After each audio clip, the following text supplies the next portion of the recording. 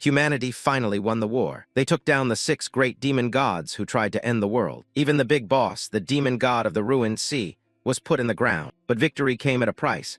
The surface was already gone, swallowed by the sea of death. Humanity is on the brink of total extinction. Lee Se-hoon stares at the ruins, wondering why winning feels exactly like losing. The Tower of Heroes is a pile of rubble now. The sea isn't stopping, even with its creator dead. The blacksmith laughs at the absurdity as the world throws its final tantrum. Yeom Sung-ha, known as the Mad Dog, scoffs at him for acting like he's the main character. Liu's Valent tells him to stop faking it and shut up. Amir Singh thinks the guy has just been riding their coattails. Lee Se-hoon reminds them they'd be dead without the gear he made. The heroes are stunned by the disrespect. He tells the 3 dogs to quit whining and give back his stuff if they're so mad. These guys aren't real heroes.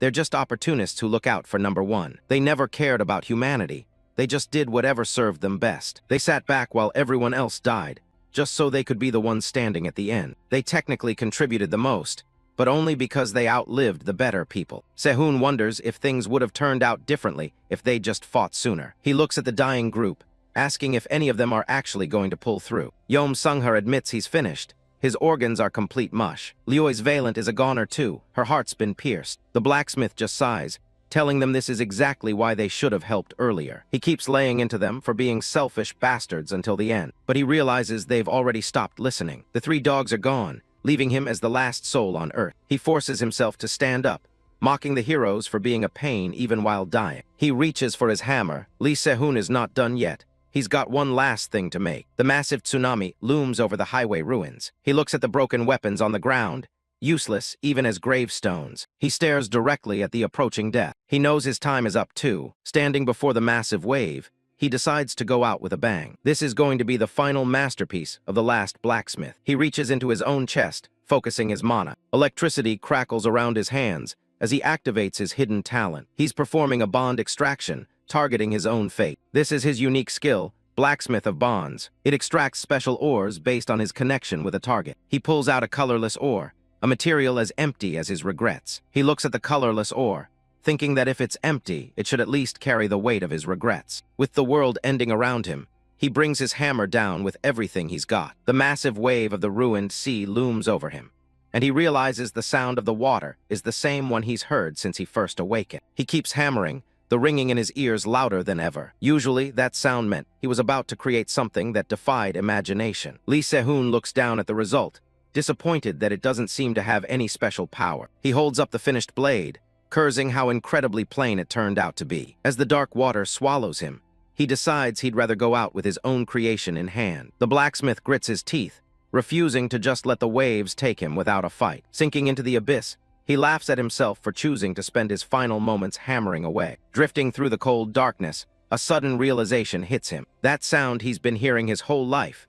It was the sound of the ruined sea all along. Se-hoon wonders if things would have been different if he'd noticed it sooner, or if he'd spent less time forging for dogs, and more time helping people who actually deserved it. Suddenly, a system window flickers to life in the depths, announcing the manifestation of the gear's imagery. More alerts flood his vision, as the dagger begins to glow with an eerie light. A hidden skill called Return to Origin is unleashed, surging through the water. He hears a voice calling out to him, using a title he hasn't heard in over 3 decades. Lee Se-hoon wakes up to an angry instructor, yelling at him for zoning out during an entrance exam. He looks around the workshop in shock, realizing he's back at Babel, 31 years in the past. It's hard to believe his eyes, especially since the phantom of the dagger he just forged is still floating there. The regressor wonders if his own bond stone really just rewrote his entire life. The unknown instructor gives him a final warning, threatening to kick him out on the spot. He stares at his younger reflection in the polished surface of his hammer. If he can master his abilities sooner this time,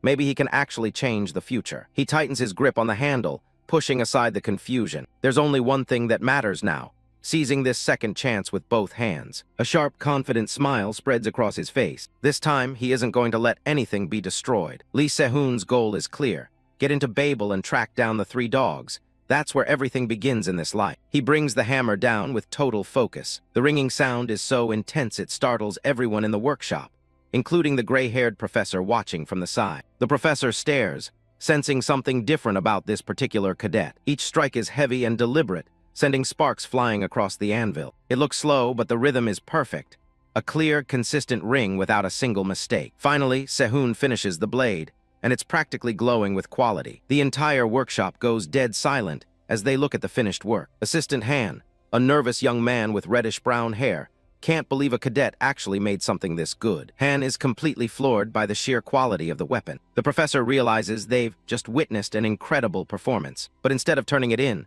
Sehun raises his hammer for one more strike. He smashes the sword to pieces right on the anvil, shocking everyone in the room. He's not satisfied at all, calling his own work nothing more than trash. As a blacksmith, Sehun can't stand the thought of submitting something so mediocre. Han loses it, shouting at Sehun for destroying a masterpiece right in front of the inspector. Sehun just turns to the professor and calmly asks to redo the whole assignment. Han is still fuming, but the professor's focus is entirely on Sehun. The professor tells Han to go ahead and bring some more materials. Han tries to argue, but one stern look from the professor shuts him down. He rushes off to get the supplies before the professor loses his patience. Sehun waits, looking completely unfazed by the pressure. The professor reminds him there are only 40 minutes left in the exam, but Sehun just nods. Looking at the shards on the floor, the professor wonders if the kid really knows what he's doing. Sehun stares at the forge, his eyes glowing with determination. He refuses to turn in a result he isn't proud of. The professor tells him to give it his best shot then. Sehun locks in,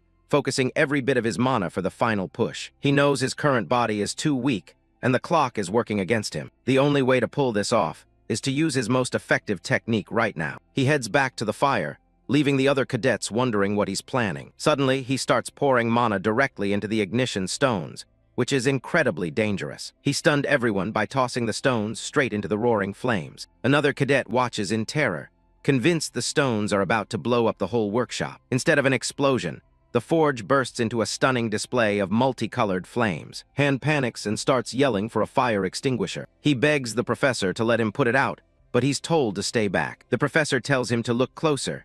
The flow of these flames isn't out of control at all. It's the five-colored fire demon, a high-level technique used to supercharge the forge. Sehun stands before the rainbow fire, looking like he's right at home in the extreme heat. It takes incredible control, but it's the perfect way to forge high-level gear even with low mana. The workshop falls silent as the fire stabilizes.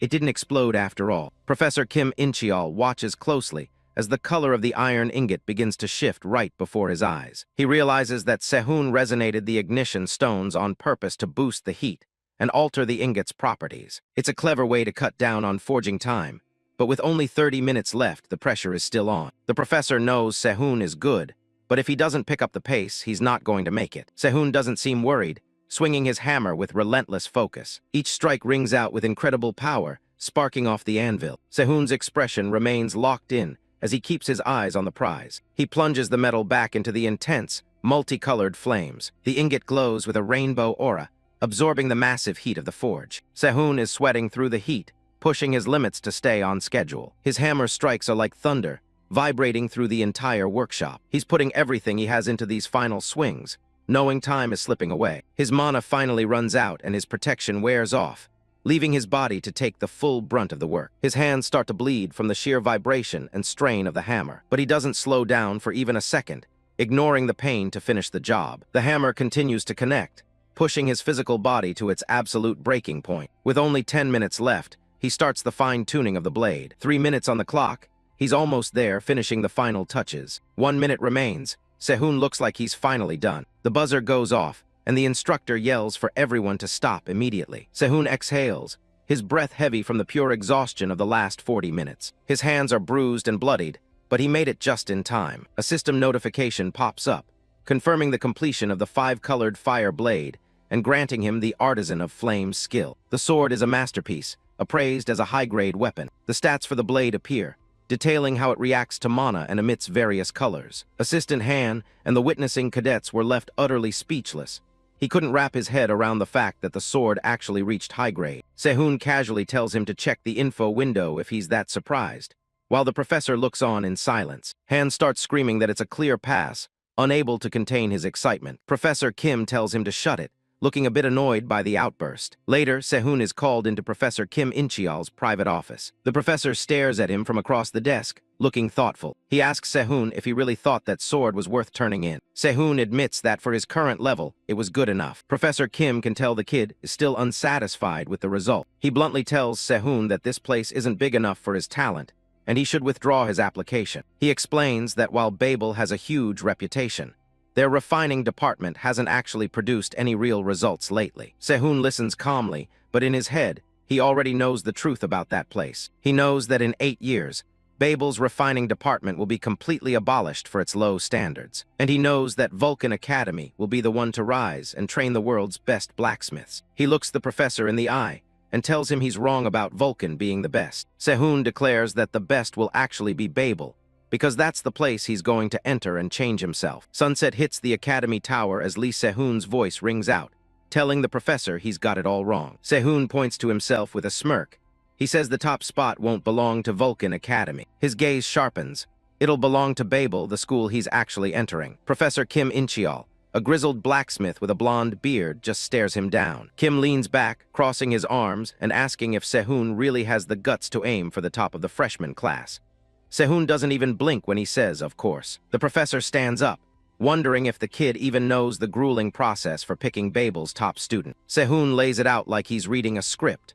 The top 2 from every department take an extra exam to find one candidate, and then the final winner is picked from that group. He explains that Babel splits its students into 3 main faculties. You've got the combat faculty, the support faculty, and then Borsipa, the technical faculty where the crafters end up. Dozens of different departments are all tangled together under each faculty like tree roots. Making it to the top of a faculty means you've been evaluated as the best talent across all of them, earning respect from the whole academy. Kim clenches his hands, looking like he's struggling with some hard truths. He speaks up again, not as a teacher this time, but as a veteran blacksmith looking out for a junior. He tells Sehun that even if he manages to climb to the top, succeeding as a blacksmith here is going to be near impossible.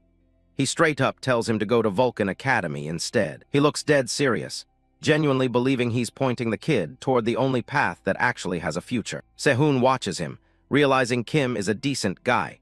He's putting a student's career ahead of his own faculty's numbers. But he tells the professor that the environment doesn't really matter. With a confident grin, Sehun says that wherever he goes will become the best place because he's there. A small smirk finally breaks across Kim's face. He thinks the words are way past cocky and straight into arrogant territory. But for some reason, he doesn't hate the attitude. He holds out a massive scarred hand, telling Sehun he'll be in his care. Sehun reaches out and takes it, his bandaged hand disappearing into the veteran's grip. As they shake, a blue system window pops up.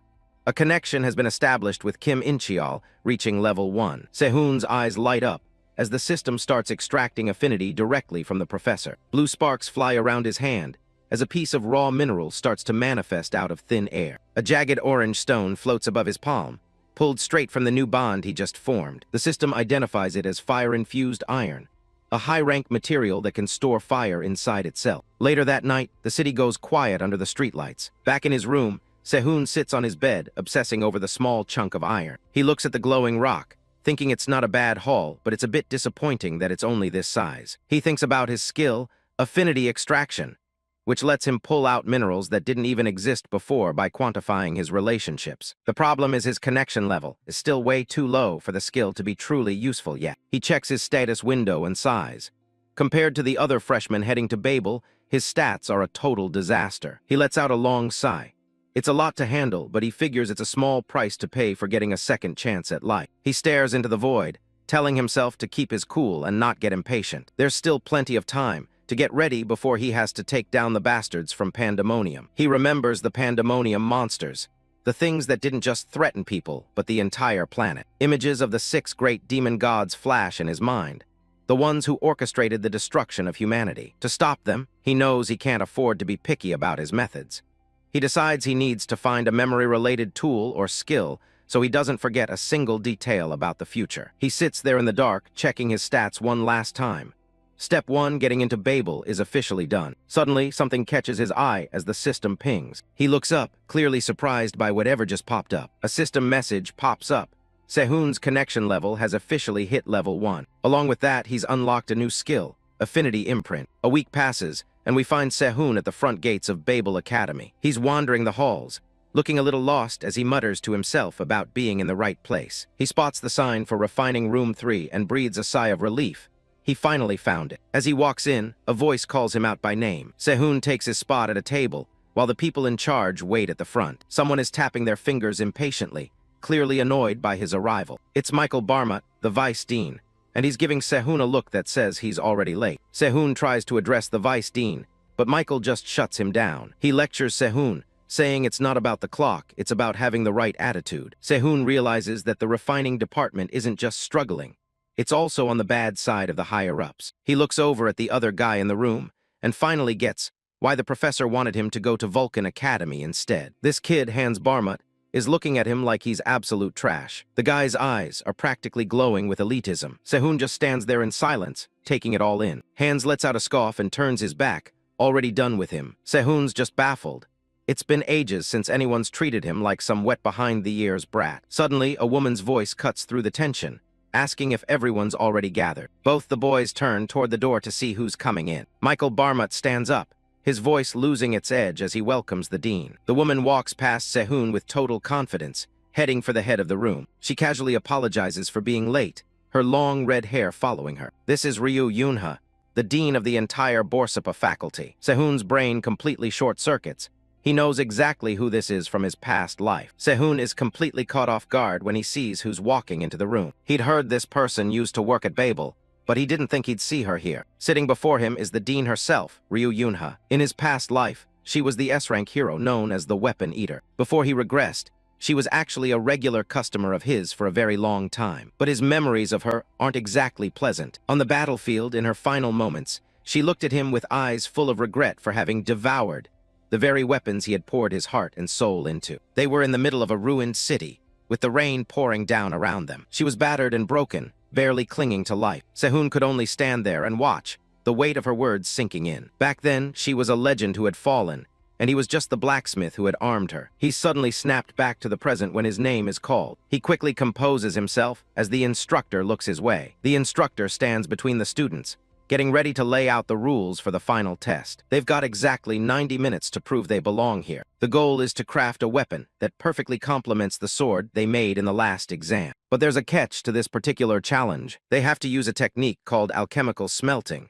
which involves manipulating pure mana. The instructor gestures to the massive supply of materials they have at their disposal. There are rows of barrels and crates filled with various elemental ores. Up at the judges' table, Ryu Yunha sits beside Vice Dean Michael Barmut, waiting for the show to start. With a sharp command, the exam officially kicks off. Hans Barmut shoots a smug look over at Sehun, clearly thinking he's already won. Sehun just ignores him and ties on his apron, focused on the task at hand. He starts analyzing the ores, thinking about how to resonate the mana without it going berserk. Hans notices him hesitating and can't help but throw a jab about his low mana capacity. Sehun looks up, wondering if this guy is actually talking to him or just likes the sound of his own voice. The instructor quickly steps in, calling out Hans for the disruption. He warns the kid to keep his mouth shut and focus on the exam. Hans backs off with a fake apology, while Sehun makes a mental note of the name. It finally clicks. This annoying jerk is actually the judge's son, Michael and Hans Barmut.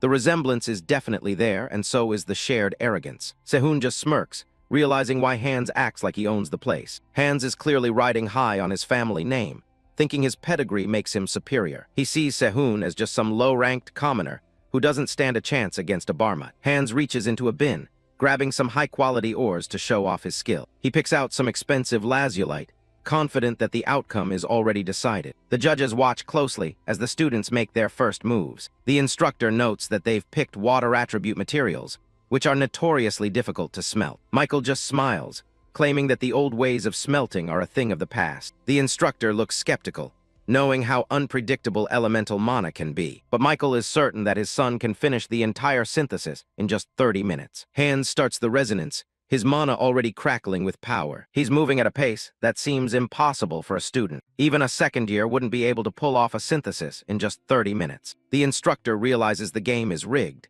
The time limit and materials are all designed to let Hans shine. It's clear that Michael went out of his way to set up the perfect stage for his son. Ryu Yunha watches silently, her eyes fixed on the unfolding drama. Sehun ignores the politics and focuses on the firestones in his hands. The judges look on, curious to see if the commoner can actually pull something off. Michael smirks, convinced that Sehun is just acting tough to hide his lack of skill. Hans throws a sideways glance at his rival, wondering why he's so calm. He notices Sehun has picked ores that completely contrast with his own. He thinks Sehun is a total fool for trying to control the difficult Hwahang stones with such low mana. Hans feels like the victory is already in his pocket before the test even really started. But Sehun's eyes sharpen as he prepares to break every rule of traditional alchemy. He triggers his unique skill, Affinity Engraving, causing the air to hum with power. Instead of using pure mana, he activates the Hwaham stones directly. He fuses the Hwaham iron straight into his right arm. A small, intense spark of fire ignites at his fingertips. In an instant,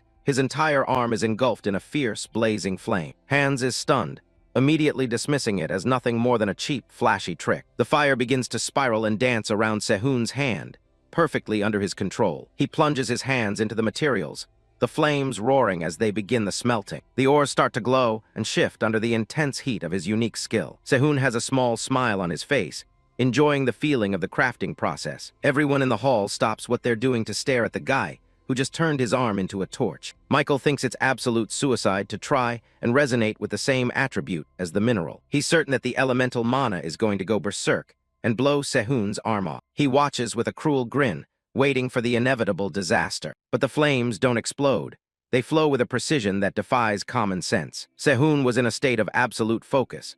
His concentration was so intense that he seemed like the protagonist in a silent, negative film painting, where all sound had simply vanished. The judges were absolutely stunned by the terrifying intensity of the firepower Sehun was radiating. Out of the swirling fire, the shape of a weapon begins to materialize. Sehun lets out a long breath as the heat starts to fade, signaling the end. He unequips the Hwaham iron as the system confirms the crafting is complete. The entire room goes dead silent as the judges stare in disbelief. He successfully created a fire attribute sheath named Hwajokcho. The weapon glows with a soft, warm light, looking like a piece of art. It's a rare rank item that not only stores fire mana, but also allows for a specialized skill called wildfire. Hans is shaking, unable to comprehend how Sehun finished the entire synthesis in seconds. Drowning in shock from his rival's results, he lost his cool and made a suicidal move, trying to mimic our protagonist, Sehun. He decided to fuse an additional attribute into the alchemy process, but he was clearly punching above his weight.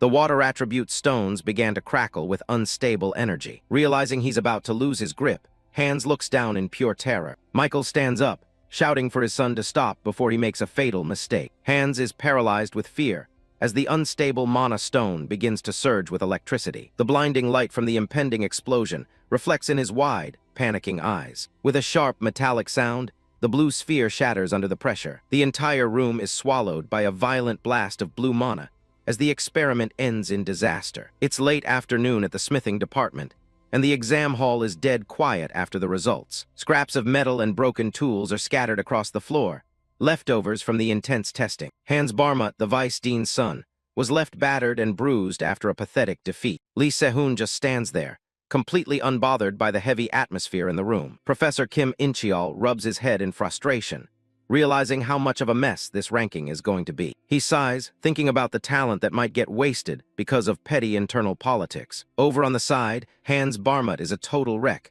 barely able to keep himself together. His hand is shaking uncontrollably, his pride clearly shattered by the crushing defeat. Michael's mouth curls into a thin, displeased line as he prepares to step in. He starts messing with his tie, suggesting they should just void the whole exam and try again later. Kim isn't having it, arguing that they can't just ignore a completed test because things didn't go their way. Michael just smirks, accusing the professor of caring more about grades than the well-being of his students. Kim stares back, clearly exhausted by the blatant favoritism Michael is showing his family. The vice department head steps forward, ready to flex his authority over the situation. He slams his point home, claiming the record for resonance speed is 5 minutes, making Sehun's result a physical impossibility. He points a finger at Sehun, declaring that there's no way a brand new student could pull off something like that. Sehun just watches him rant, knowing the guy's common sense is decades behind his own knowledge. He reflects on how traditional alchemy forging usually just forces life into the ore, rather than finding its core. Michael shows off a simple resonance, convinced that he's the ultimate authority on how things should work. Sehun doesn't even flinch, knowing his new method will eventually become the global standard anyway. He decides it's not worth explaining high-level techniques to some old guy who just likes to bark threats. Michael takes his silence as a confession, laughing about how Sehun clearly used a dirty trick to cheat. He looks at the red katana, refusing to believe a nobody freshman could craft a rare-grade weapon like this. Sehun's eyes narrow as the guy's arrogance starts to get on his nerves. Suddenly, a voice from the side agrees that the whole situation doesn't make any sense. Michael beams, thinking the department head is finally taking his side to disqualify the cheater. But he's left confused when she just walks right past him without a second glance. The red-headed department head stops right in front of the table, her eyes fixed on Sehun's work. She slowly reaches out and picks up the sword, her hands trembling slightly. She stares at the blade in awe, whispering about how unbelievable the craftsmanship is. Then the drooling starts. She's looking at that sword like it's a 5-course meal. She points at Sehun, catching him completely off guard with her sudden intensity. She goes full fanatic, begging him for just one bite, or at least a quick lick of the blade. The professors just stand there in stunned silence, wondering if their boss has finally lost it. She's practically vibrating with excitement, making a total scene in front of everyone. The whole mood of the room just evaporates, leaving the staff completely drained by her weirdness. Later that afternoon, the city is glowing under the sunset as students head home. Sehun walks through downtown alone, his mind already moving on to his next move. He looks at the weapon in his hand, thinking the overall build is okay, but the fine-tuning is still a bit amateur. He closes his eyes for a moment, letting the stress of the day fade away. He can't help but chuckle at the memory of Michael Barmut's face, turning red with rage. But then he pauses. The name Barmut is starting to ring a very specific, unpleasant bell from his past life. Barmut, the name kept echoing in his head, pulling up memories from his previous life. Back then, one of his comrades had bought a cheap piece of junk while working as a chore boy at Babel, only for it to suddenly explode right in her hands. That explosion left her with severe mana burns and a long scar across her face, all because of that bastard's trash craftsmanship. Sehun stops in his tracks, his eyes narrowing as the pieces of the puzzle finally click together. The realization hits him like a physical blow as he stands there on the sidewalk. The blacksmith who left the legendary mad dog, Liu's Valent, with lifelong trauma was a Barmut. He wonders if Hans Barmut, the kid from the exam, is the one destined to become that incompetent smith. Sehun had originally planned to find the 3 dogs and help them turn over a new leaf, but for Liu's, he might not need to go that far. A cold smirk plays on his lips as he realizes he can solve the problem at its source. If he can just keep the Barmut family in check now, he can prevent the mad dog from ever going astray. Meanwhile, inside the Borsapa faculty meeting room,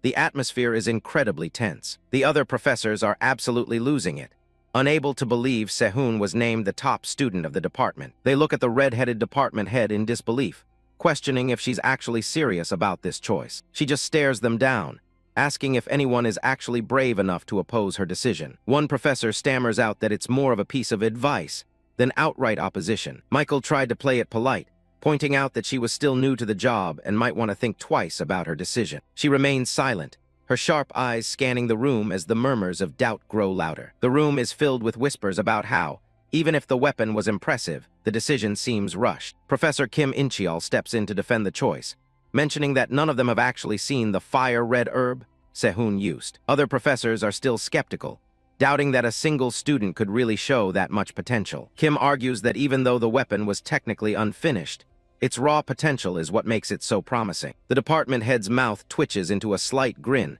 as she prepares her final argument. She tells them that if they still can't accept her decision after seeing the top student demonstration, she'll officially resign from her position as the head of the department. Fast forward to the big event.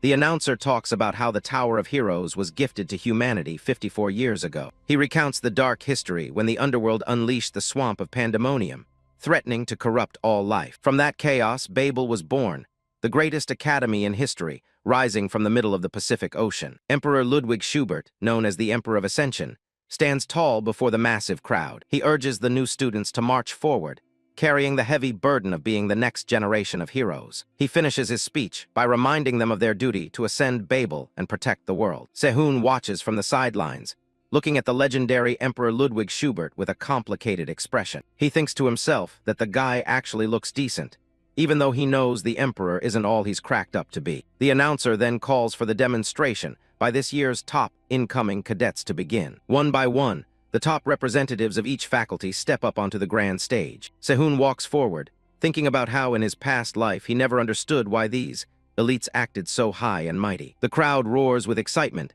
as the top cadets stand ready for the show to start. Sehun stands among them, realizing he finally gets why the atmosphere is so charged with expectation. The announcer introduces the target for the demonstration with a dramatic flourish. A massive combat-type automaton emerges, its red ocular sensor glowing with a menacing light. It's a Model 9 automaton, a powerful golem produced by the famous marionette factory. Sehun analyzes the machine, noting its lack of weapons and concluding it's a brawler-type model. The announcer shouts for the first demonstration to begin, starting with the combat faculty. The announcer's voice booms across the arena, introducing the first representative, Jake Myers, the top cadet of the combat faculty, anicaps. The massive stage is set for a demonstration of power that will set the tone for the entire incoming class. Sehun watches intently, recognizing the boy as the third son of the prestigious Myers family, an oddball who chose martial arts over his family's traditional swordsmanship. Jake settles into a confident fighting stance,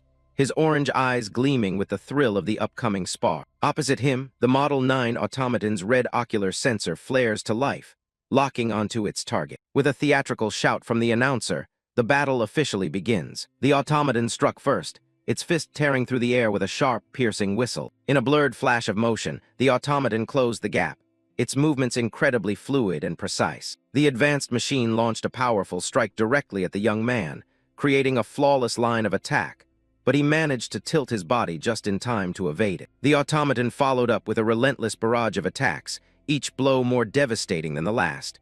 Yet not a single one managed to find its mark. Jake skillfully slid backward with a stylish spin, looking completely nonchalant as if he were just getting started with a little warm-up. With a cocky smirk, he makes it clear that he's just getting started. Jake Myers, a blonde cadet from the combat faculty, charges toward a training automaton. He lets out a roar, putting all his momentum into a single strike. His fist slams into the machine's chest, buckling the heavy plating. The other cadets in the audience watch in stunned silence. Another crushing blow connects with a thunderous impact. Watching from the sidelines, Lee Se-hoon remembers this guy as a tragic genius who died young in his past life. The assault is a blur of power. Talent like this only shows up once a decade. The regressor swallows hard, wondering why someone this gifted never made it past A rank. Jake doesn't slow down, his eyes glowing with intensity as he prepares a final hit. With one last explosion of force, the automaton is completely obliterated. And just as we finished reading that line, the heads of the two automatons were sent flying and spinning across the stage, their armor plating shattering from the impact. The machine hits the ground hard, its once menacing red eye fading as its systems shut down. The announcer is left momentarily speechless by the sheer efficiency of the takedown. The crowd erupts into cheers as the announcer praises Jake for defeating a C-rank level threat in a single breath. Jake waves casually to the audience, soaking in the adulation as if it were his birthright. Sehun notes that Jake has set an incredibly high bar, leaving the next representative under immense pressure. Next up is the top representative of the support faculty, the enigmatic Erika Inao. Sehun watches the black-haired girl walk forward, knowing better than anyone that pressure is the last thing she'd ever feel. She is the eldest daughter of the Inao family, one of the three most powerful noble houses in Japan. In his past life, she was a legendary S-rank hero who wielded a mythic-grade weapon with terrifying grace. But that legend ended in tragedy when she was corrupted into a fiend and eventually executed by her own kin. Recognizing her destiny for ruin, Sehun decides it's best to keep his distance from her in this life. Suddenly, Erika pauses and looks directly at Sehun, catching him off guard. He brushes it off, wondering if he was just imagining her gaze amidst the sea of people. The announcer introduces her challenge, an armored Model 9 with significantly boosted defensive capabilities. Erika stands motionless before the towering machine, her expression unreadable. She slowly lifts a Victorian-style birdcage, within which sits a single pitch-black crow. Her eye flares with a cold blue light as she releases the bird with a single quiet command. The crow takes flight, its shriek echoing through the arena like a dark omen. Her crow circles above, overlooking the entire arena, while below the tiny girl stands face to face with the massive machine, looking incredibly fragile yet eerily calm. Sehun watches, confused by her choice of a familiar for such a heavy-duty demonstration. As the crow soars across the blazing sun, it begins to radiate an intense, mystical blue light. Sensing the threat, the automaton shifts into a full defensive stance,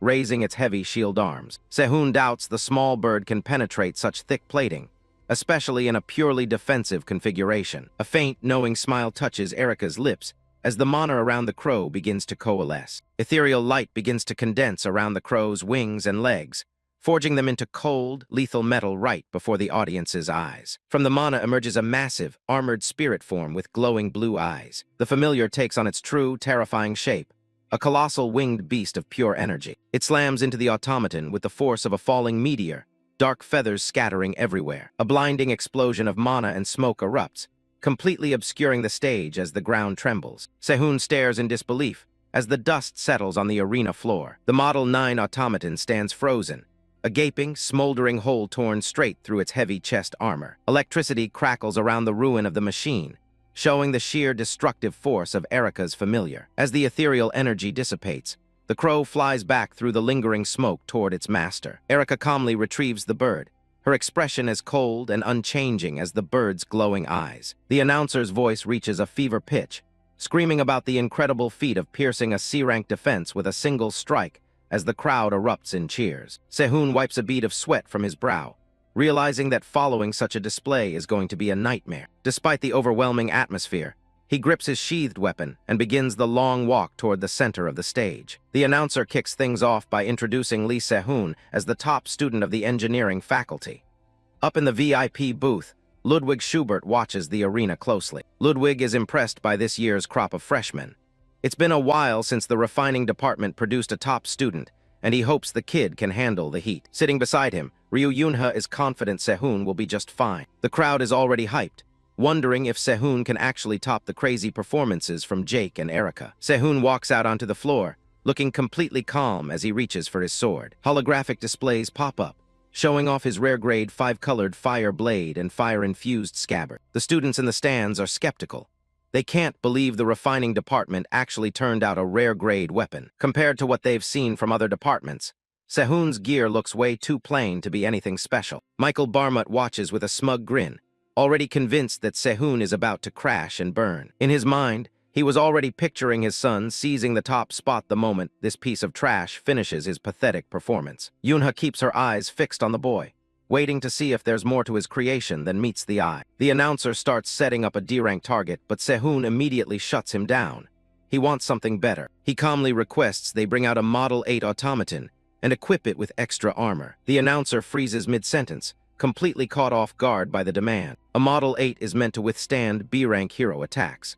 Piling armor on top of that is basically asking for a suicide mission. He stammers into the mic, sweating as he tries to process the insane request. The announcer starts panicking, worried Sehun is just trying to sabotage the entire demonstration on short notice. But instructor Kim Incheol appears out of nowhere, hauling the exact bot Sehun asked for. The massive armored machine rolls onto the stage, leaving the announcer speechless. The announcer tries to tell Kim he can't just do that, but the instructor isn't listening. Ludwig watches the scene unfold, intrigued by the sudden change in the demonstration stakes. Kim gives Sehun a simple command: go wild. Sehun stood his ground, facing the metal giant without flinching, and silently thanked his teacher. Seeing no other choice, the announcer raises his hand and calls for the start of the duel. The crowd erupts as the real show finally begins. Kim folds his arms and leans back, ready to see what his student can really do. Yunha leans forward, her eyes narrowing as she focuses on the center of the arena. Sehun cracks a small smile. He's more than ready to live up to the crowd's expectations. He takes a low stance and draws the blade just an inch out of its scabbard. With a sudden flash, multicolored flames burst forth, engulfing the blade in a brilliant light. He settled into his stance, ready to unleash a strike at a moment's notice. Across from him stood the automaton, the heaviest challenge yet, far outclassing what the other two top students had faced. The students are losing their minds at the spectacle, unable to believe a freshman is pulling this off. Hans just scoffs, dismissing the entire thing as nothing but flashy eye candy. He's convinced a brat with barely any mana can't actually put any weight behind a hit. Sehun knows the flames in his blade are volatile, but he's got a plan to harness that chaos. He uses his Artisan of Flame skill to force-feed the crimson fire directly into the scabbard. His eye glows with a sharp light as the injection is completed. The armored automaton braces itself, its internal systems flaring as it recognizes the threat. It's time for Sehun to unleash wildfire. He swings his blade, and the arena is instantly consumed by a massive wave of energy. The compressed mana inside the scabbard detonates, forcing Jake and the other students to shield their eyes from the blast. The explosion hits the armored bot dead-on, tearing through its defenses like they were made of paper. The energy from the blade reached its absolute peak, triggering a colossal, earth-shattering wave that completely annihilated both the target and the arena floor. Up in the stands, the proctors were frozen in shock. Even Michael was left speechless, completely paralyzed by the sheer, raw power of that strike. The announcer is having a complete meltdown. He's never seen a freshman do this much property damage in a midterm evaluation. As the dust begins to settle, Sehun stands alone in the middle of the scorched arena. He slowly sheathes his blade, the heat still radiating from the metal. He lets out a small breath, looking remarkably calm despite the chaos he just unleashed. Looking down at the massive trench carved into the floor, he wonders if he might have gone a bit too far with the demonstration. The announcer is literally shaking as he tries to find the words to end the evaluation. He calls for the construction support team to fix the hall immediately. Evaluation is over, and Sehun has set a new record for destruction. A while later, the click of heels echoes down the hallway toward a private office. Sehun is waiting inside, sitting on a sofa with his arms crossed while he waits for the faculty's verdict. Ryu Yunha walks in, apologizing for the wait. She was busy supervising the cleanup of the massive mess he made in the arena. Sehun stands up and rubs the back of his neck, offering his own apology for wrecking the main hall. Yunha just stares at him. She's not thinking about the damage. She's focused on the quality of his work. He starts to get a little nervous, asking if she called him in just to give him a lecture about the property damage. She waves it off immediately, telling him that's not the reason she brought him here at all. Suddenly, a strange gurgling sound comes from her, and she looks incredibly flustered as she struggles to stay professional. Sehun can only stare in confusion at the sudden, weird shift in the atmosphere. She clears her throat and tries to regain her composure, looking a bit embarrassed by her own reaction. She gets straight to the point, looking Sehun in the eye with an intense, desperate gaze. She offers him 10 times the market price for both the blade and the scabbard. She has to have them for herself. Sehun is completely stunned. He didn't expect the head of faculty to try and buy a student's gear right off him. Just then, a system notification pings. He's officially established an affinity with Ryu Yunha. Ryu Yunha is speechless. Sehun's managed to link up with her already, establishing a level 1 connection. Even Sehun's a bit shocked. Back before he regressed, he had to practically beg her just to get this far. He puts on a polite face and thanks her, but inside he's grinning. This is a massive win. He doesn't waste time and starts an affinity extraction, his hands glowing with a cold blue light. Lightning crackles between them as he pulls something valuable directly from the target. He've done it. He's obtained affinity iron, a top-tier metal that literally melts other iron to get stronger. A glowing red crystal forms in his hand, humming with power. Ryu Yunha is already itching to get her hands on it, asking if he's selling. Sehun just gives her a blank no. She's about to push him on it when a knock at the door stops her. It's Kim In-cheol. The instructor walks in and tells them the chairman wants to see the boy for the presentation ceremony right now. Kim In-cheol asks to take Sehun along, leaving Ryu Yunha looking a little frustrated. She doesn't have much of a choice, so she just tells them she understands. Sehun gives her a little bow and promises to see her later as he follows the instructor. Ryu Yunha stands there in silence, watching the talented kid walk out of her office. They head over to the Marduk estate, a massive, castle-like building that serves as the heart of the academy. Kim In-cheol leads Sehun through the luxurious halls, with light pouring in from the massive windows. The instructor tells him to be on his best behavior. You don't want to get on the bad side of the man at the top. Apparently, the boss is feeling generous today, since he's overlooking the fact that Sehun blew up the auditorium. Sehun isn't worried at all. He just tells the instructor not to sweat it as he prepares to meet the legend. They enter the massive office, which looks more like a grand library than a workspace. This is the man himself, Ludwig Schubert, the chairman and a legendary figure known as the Emperor of Ascension. Sehun remembers him as a hero who supposedly died fighting one of the 6 great demon gods in the past. Looking at him now, Sehun can feel the weight of an actual apex climber. Ludwig opens his eyes and admits that the weapons Sehun showed off earlier were actually pretty interesting. He says he's looking forward to what the kid does in the future. Sehun stays calm, knowing he took a huge risk by throwing all his best materials into those armaments. As a reward for all that talent and effort, the chairman decides to give him 2 special gifts. Sehun's ears perk up at that. He's already got a wish list ready. He asks for something that can level up both his magic power and his memory. Ludwig hums and starts summoning the items, a golden seal appearing in front of Sehun. The magic manifests into the first reward. It's heavy dark ink, a hero-grade fragment that absorbs magic from anything it touches. Then comes the Dream Ivory, a rare fang from a dream-eating beast that lets you cross into the illusory realm. Sehun is genuinely impressed. The ink is rare, but that ivory is a nightmare to find. He cracks a smile. He might not be able to use them perfectly yet, but he's already got a plan. Ludwig watches him, curious if the gifts are enough for him. Sehun takes his loot and heads out, looking like he just won the lottery. He strolls through the estate courtyard, feeling pretty good about himself. Back in the office, a voice from the shadows finds it unusual that Ludwig would be so generous to a cadet. Ludwig just shrugs it off.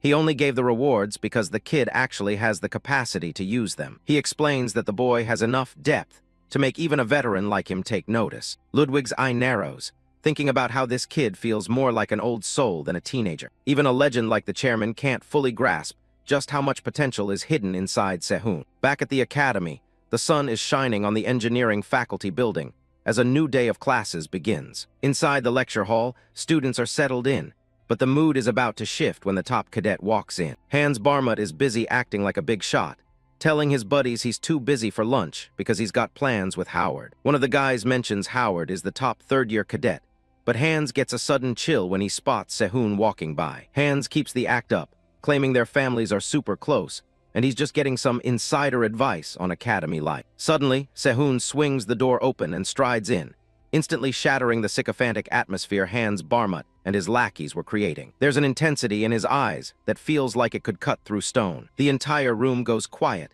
as he makes his way down the aisle without saying a word. Up close, those glowing eyes are enough to make anyone second-guess themselves. Hans is definitely feeling it. He's sweating bullets and wondering what's up with that terrifying look. Sehun doesn't say a word.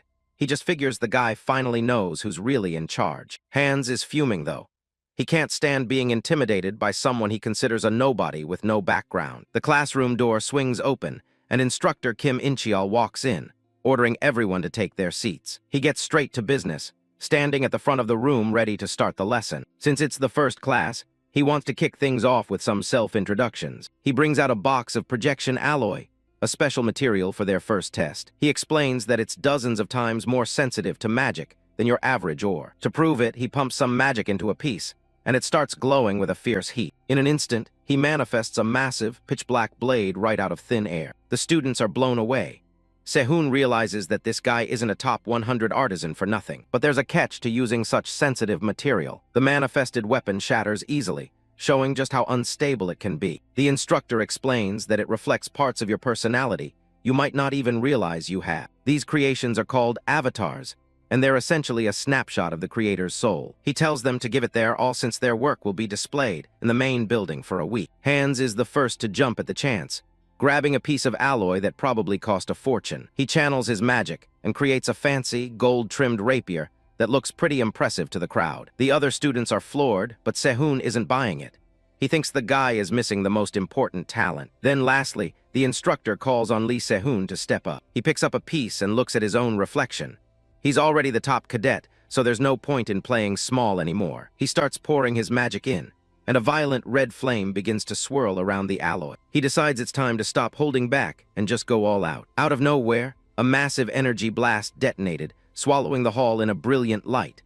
Tremors shook the whole academy, leaving everyone paralyzed with confusion as they struggled to process the source of such a terrifying explosion. A massive crowd has gathered around the latest exhibition. The students can't stop talking about it. A freshman pulling off something on this level is unheard of. Most of them are just standing there in disbelief. The piece is a statistical anomaly.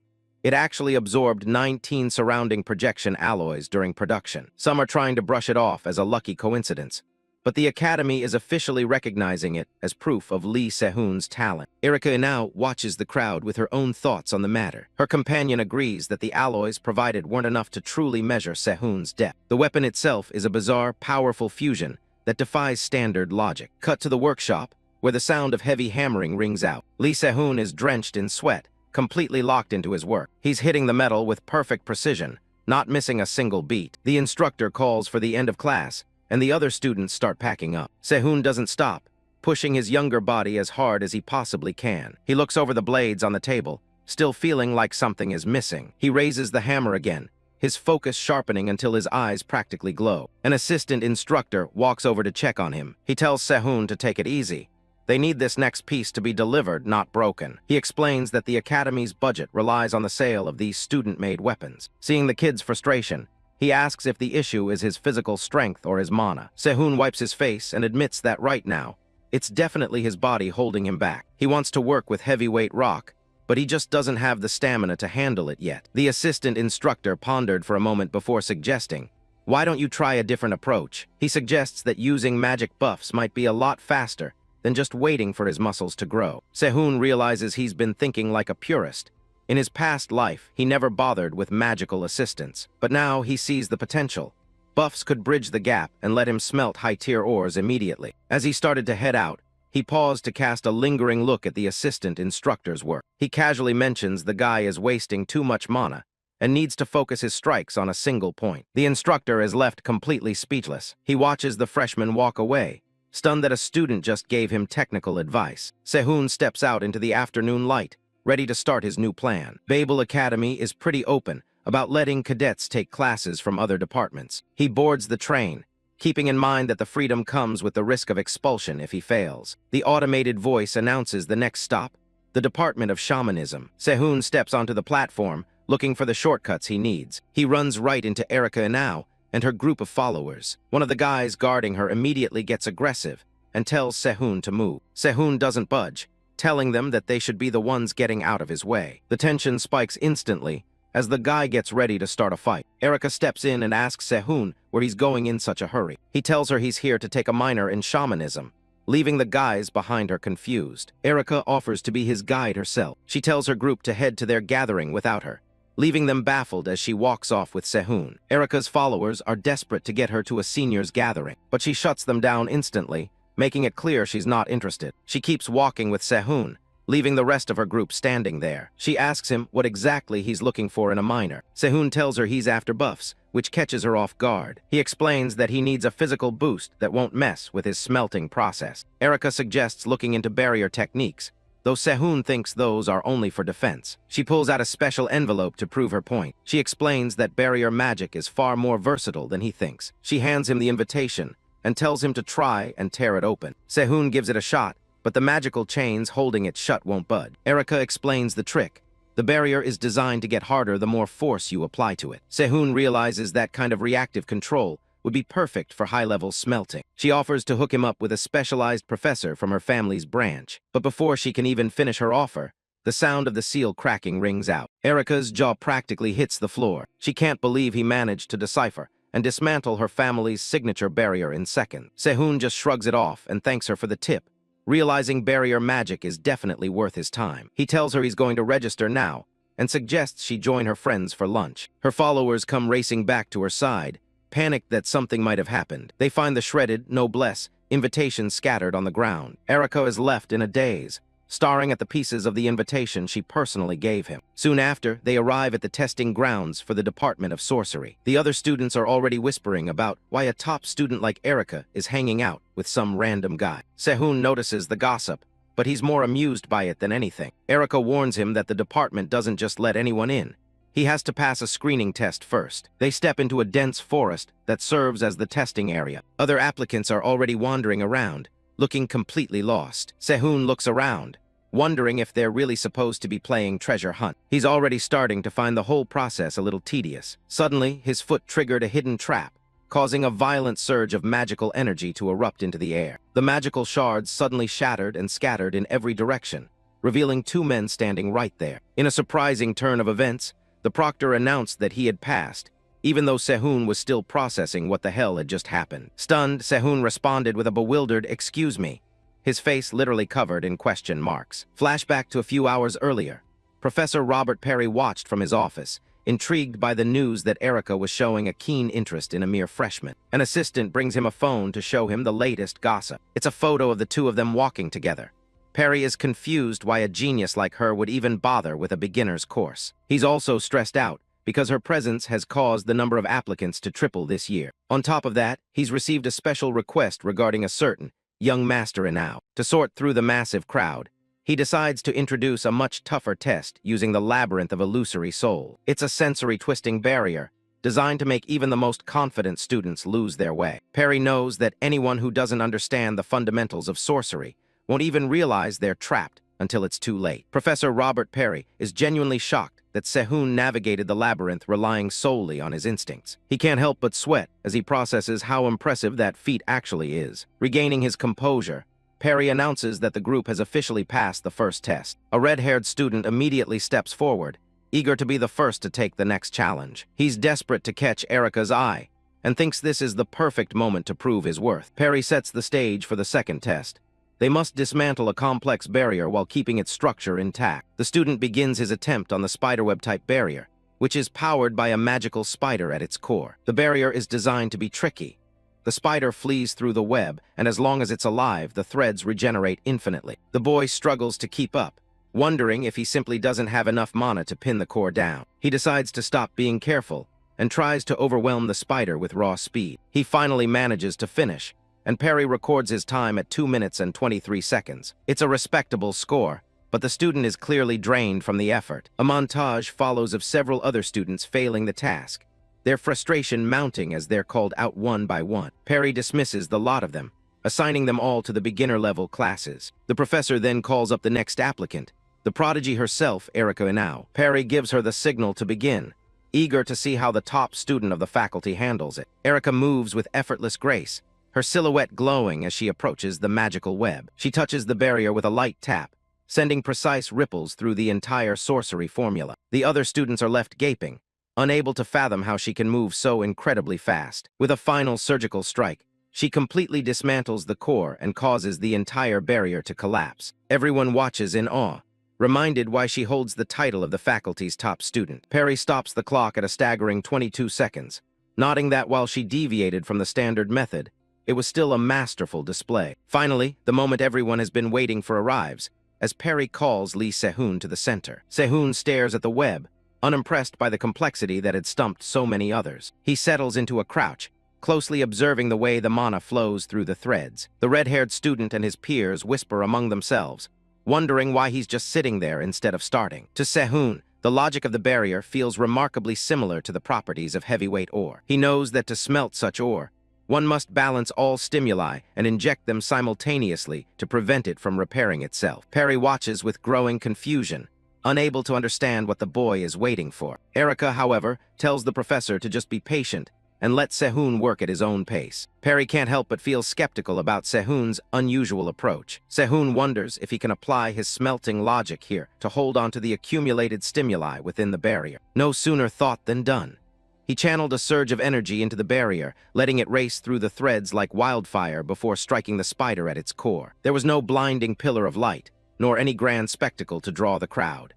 Instead, Se-hoon calmly dismantled the barrier at his own pace, leaving everyone in a tense, suffocating silence as they watched his every move. As the light fades, Se-hoon stands up calmly, simply stating that he's finished. He realizes that the logic he just uncovered will allow him to finally refine the difficult heavyweight ore. He steps away from the scorched earth where the barrier once stood, leaving nothing but smoke behind. He walks back toward the group with his hands in his pockets, looking like he hasn't broken a sweat. The assistant instructor stared at his stopwatch in utter confusion.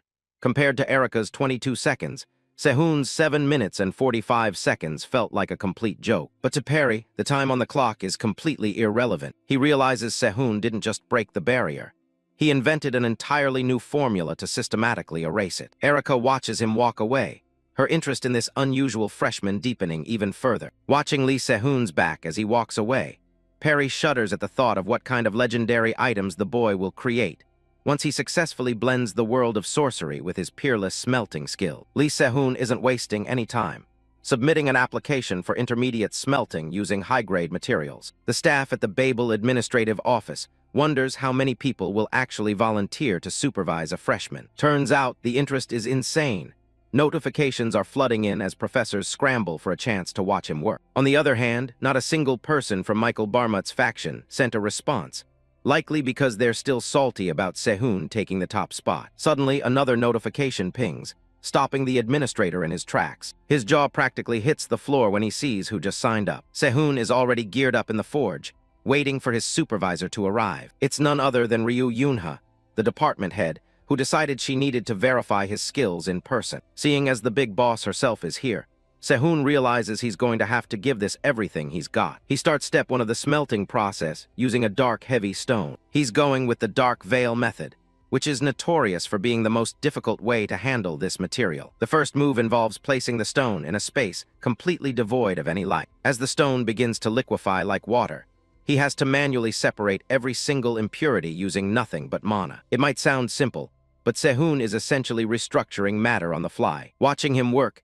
Even Yunha can't hide her surprise at how precise his control is. He manages to reduce the stone to a quarter of its original size, maximizing its purity for the best possible performance. Now it's time for step 2. Sehun begins channeling intense red flames, and the sheer power of it catches the department head off guard. He carefully filters his mana through the fire, picking out specific sparks needed for the next phase. These stabilized flames are known as Guardian Wildfire, capable of maintaining a perfect, consistent temperature. Step 3 begins. Sehun coats his hammer in that wildfire and starts striking the stone without a single second of rest. Yunha watches him sweat, realizing just how much he must have pushed himself to reach this level of mastery. He slams the hammer down, and a massive burst of green energy erupts from the forge. Outside, the sun is already setting, as the grueling process continues long into the evening. It's been hours, and even the legendary department head is starting to lose the battle with sleep. She starts dozing off, while the rhythmic sound of the hammer keeps echoing through the room. 4 full hours have passed, and Sehun's arm is finally starting to give out from the sheer physical strain. But the stone has reached its limit, absorbing the flames until its very properties begin to warp. The distortion finally stops, signaling that the most difficult part is over. Using a pair of tongs, Sehun carefully moves the processed stone over to be melted down once more. He starts pouring the liquid into a pre-prepared mold, but Yunha is confused as to why he's casting instead of forging. She watches intently, realizing he's doing something completely unconventional. It's the final step.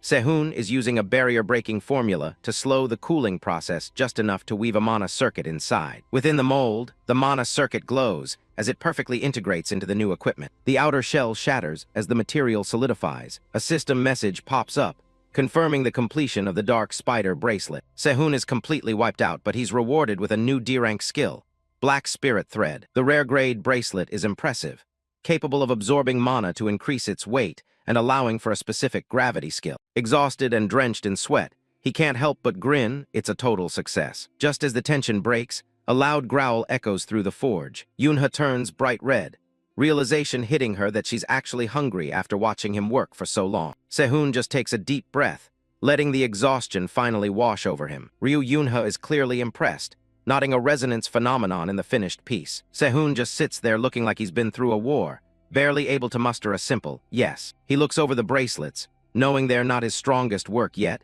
but they're perfect for building a set effect. He offers her the mana-saturated residues from the process, apologizing for not having a full piece of gear for her yet. Sehun watches intently to see her reaction. She takes a bite and finds it surprisingly edible, which catches him off guard. Yunha describes the flavor as something like tempura crumbs, which is a weirdly specific compliment. Sehun realizes he might be getting a bit too good at catering to the department head's specific tastes. Still, he's glad she's happy, knowing this is the fastest way to raise his affinity with her. Yunha keeps eating, admitting it's a bit of a shame to snack while looking at high-quality items like these. She shifts the topic to his more valuable materials, asking when he plans on processing the rare sword and herb. When Sehun says he has no intention of selling them, Yunha looks genuinely surprised. He explains he's saving them for class and jokes that hunger is the best seasoning. The remark actually makes Yunha blush as she looks forward to what he'll create next. She checks if he's officially done for the night, and he confirms the smelting is complete. Yunha suggests heading out and letting the staff clean up the mess,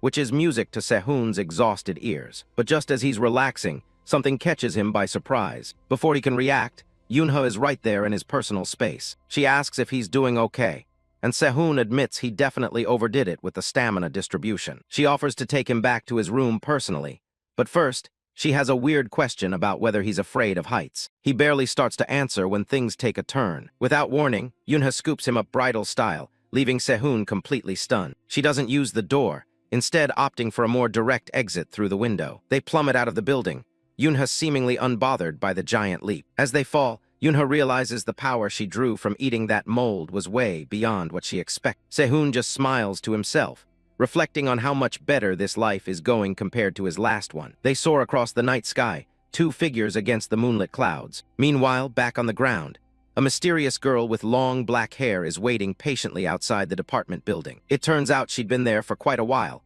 waiting to hand-deliver an invitation to Sehun. Her presence hasn't gone unnoticed, and the Academy's bulletin board is already blowing up with rumors about why she's been standing there for 3 hours. The student body is in a frenzy, gossiping about who exactly she's waiting for. The next day, Sehun catches wind of the rumors but figures if it's actually important, they'll find him again. The quiet of the classroom is shattered when the door is kicked open. A massive, muscular man with a red bandana walks in and introduces himself as Ricaro's Miles. He wastes no time with theory, ordering the entire class to the training center and promising 20 laps for the last one there. Panic sets in immediately as the students scramble to get a head start. Sehun is just as confused as everyone else, wondering how a theory class turned into a marathon. Despite the suddenness, he kicks into gear and starts weaving through his classmates. He keeps his pace steady, knowing he can't afford to be the last one finishing. 20 laps is a brutal ask, and Sehun is already starting to feel the burn. He forces himself to keep moving,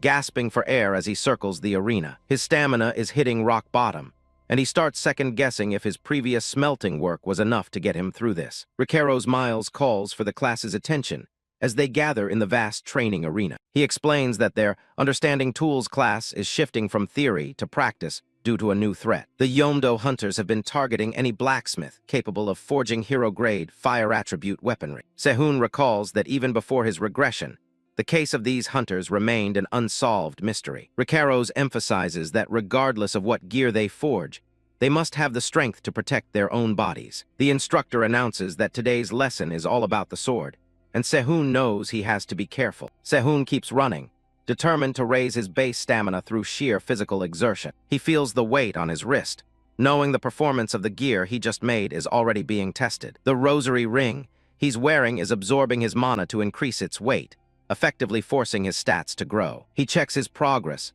determined to make this body battle-ready before his first year at the academy ends. Ricaro's eventually tells him to stop the running drills and calls him over to the center. Sehun draws on a burst of energy to push past his exhaustion as he faces the instructor. Ricaro's admits that Sehun is in much better shape than he expected for a student from the forging department. He tosses Sehun a blade, wanting to see if his swordsmanship matches his physical conditioning. Sehun takes a breath, nodding that the rosary ring is going to make even a simple swing incredibly difficult. He steps into a stance, knowing his technique isn't perfect but considering using a trick from his past life. Sehun started swinging his sword, wondering to himself if he should really show all his cards in a mere sparring match. As they begin to spar, the other students whisper about how slow and sluggish Sehun's movements seem. Ricaro's deflects the blow with ease, but he's privately impressed by how the sword seems to know the correct path. The instructor counters, telling Sehun he's being far too hasty with his follow-up attacks. Ricaro's advises him that in a real fight, it's often better to accept a minor loss and look for the next opening. Suddenly, the air changes as Sehun's gaze turns sharp and predatory, his eyes flashing with a golden light. Ricaro's veteran instincts flare up as he feels a sudden, overwhelming pressure coming from the student. Sehun moves in a blur, his blade coming alive as he executes a high-level strike. The instructor can only watch in shock as the tip of the practice sword stops inches from his throat. Ricaro's is left trembling, sweat pouring down his face as he processes the sheer speed of that last move. He can't believe he was just genuinely intimidated by a student from the technical department. He tries to regain his composure, wondering if the killing intent he felt was just some kind of delusion. Shaken, he asks Sehun where on earth he learned such a refined and dangerous style of swordsmanship. Sehun offers a small smile, keeping his true origins a secret. He thinks to himself how ironic it is to use a skill that someone once claimed was created in just 10 minutes. He flashes back to the man who taught him, Ma Guangsu, a debtor who preferred teaching skills over paying back money. Ma Guangsu was a chaotic mentor who basically forced his knowledge onto Sehun in lieu of payment. Back in the present, Sehun lies to Ricaro's, claiming he just roughly imitated the battles of heroes he saw online. Ricaro's is taken in, asking if Sehun has any genuine intention of learning how to use a sword properly. He writes out a recommendation for a special body control lecture held that afternoon at the Anicaps building. Sehun heads to the designated hall, wondering what kind of advanced study he's about to walk into. He's greeted by the sound of someone yelling about having absolutely nothing left to teach his students. The man is none other than Ma Guangsu, the retired S-rank hero known as the Sword Breaker. Sehun can't believe his eyes.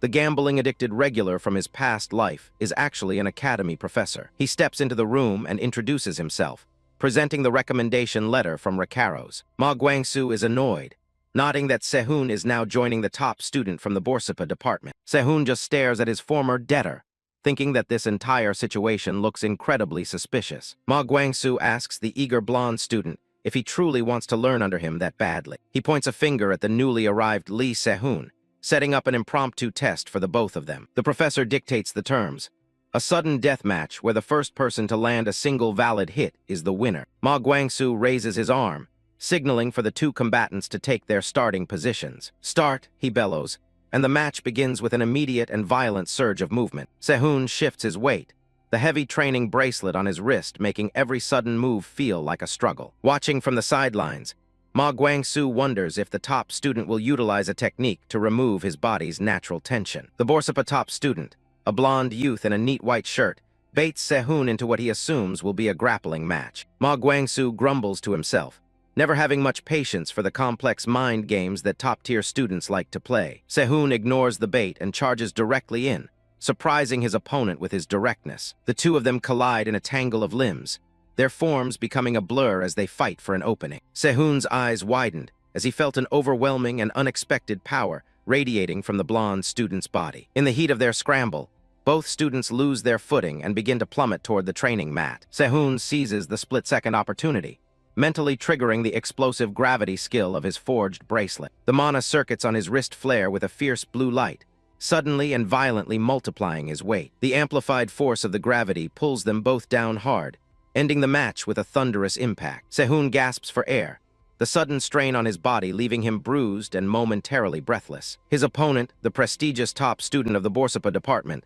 lies defeated and face down on the mat. The blonde youth stares blankly at the floor, a trickle of blood from his nose marking his total daze. Sehun looks up at the ceiling with a satisfied grin, knowing that he was just a fraction of a second faster. Professor Ma Guangsu looked down at the two kids sprawled across the floor. He bluntly ordered the blonde student to get out, leaving the boy standing there in utter disbelief. Li Sehun stays sitting on the floor, questioning if he should be the one teaching instead. Inchial scoffs at the idea of a top student losing to someone from the Borsapa department. On second thought, he decided to take matters into his own hands to ensure this guy could at least protect his own skin on the battlefield. The blonde youth was over the moon at the prospect of being personally trained by a true master. The blonde cadet bows deeply and shouts his thanks before heading out. Now alone, the professor turns his full attention to the boy still sitting there. He wanted to see with his own eyes the specific technique that had laid the blonde kid out flat. Sehun takes a breath and gets into position. He lunges forward with a focused, sharp strike, but the professor is way faster,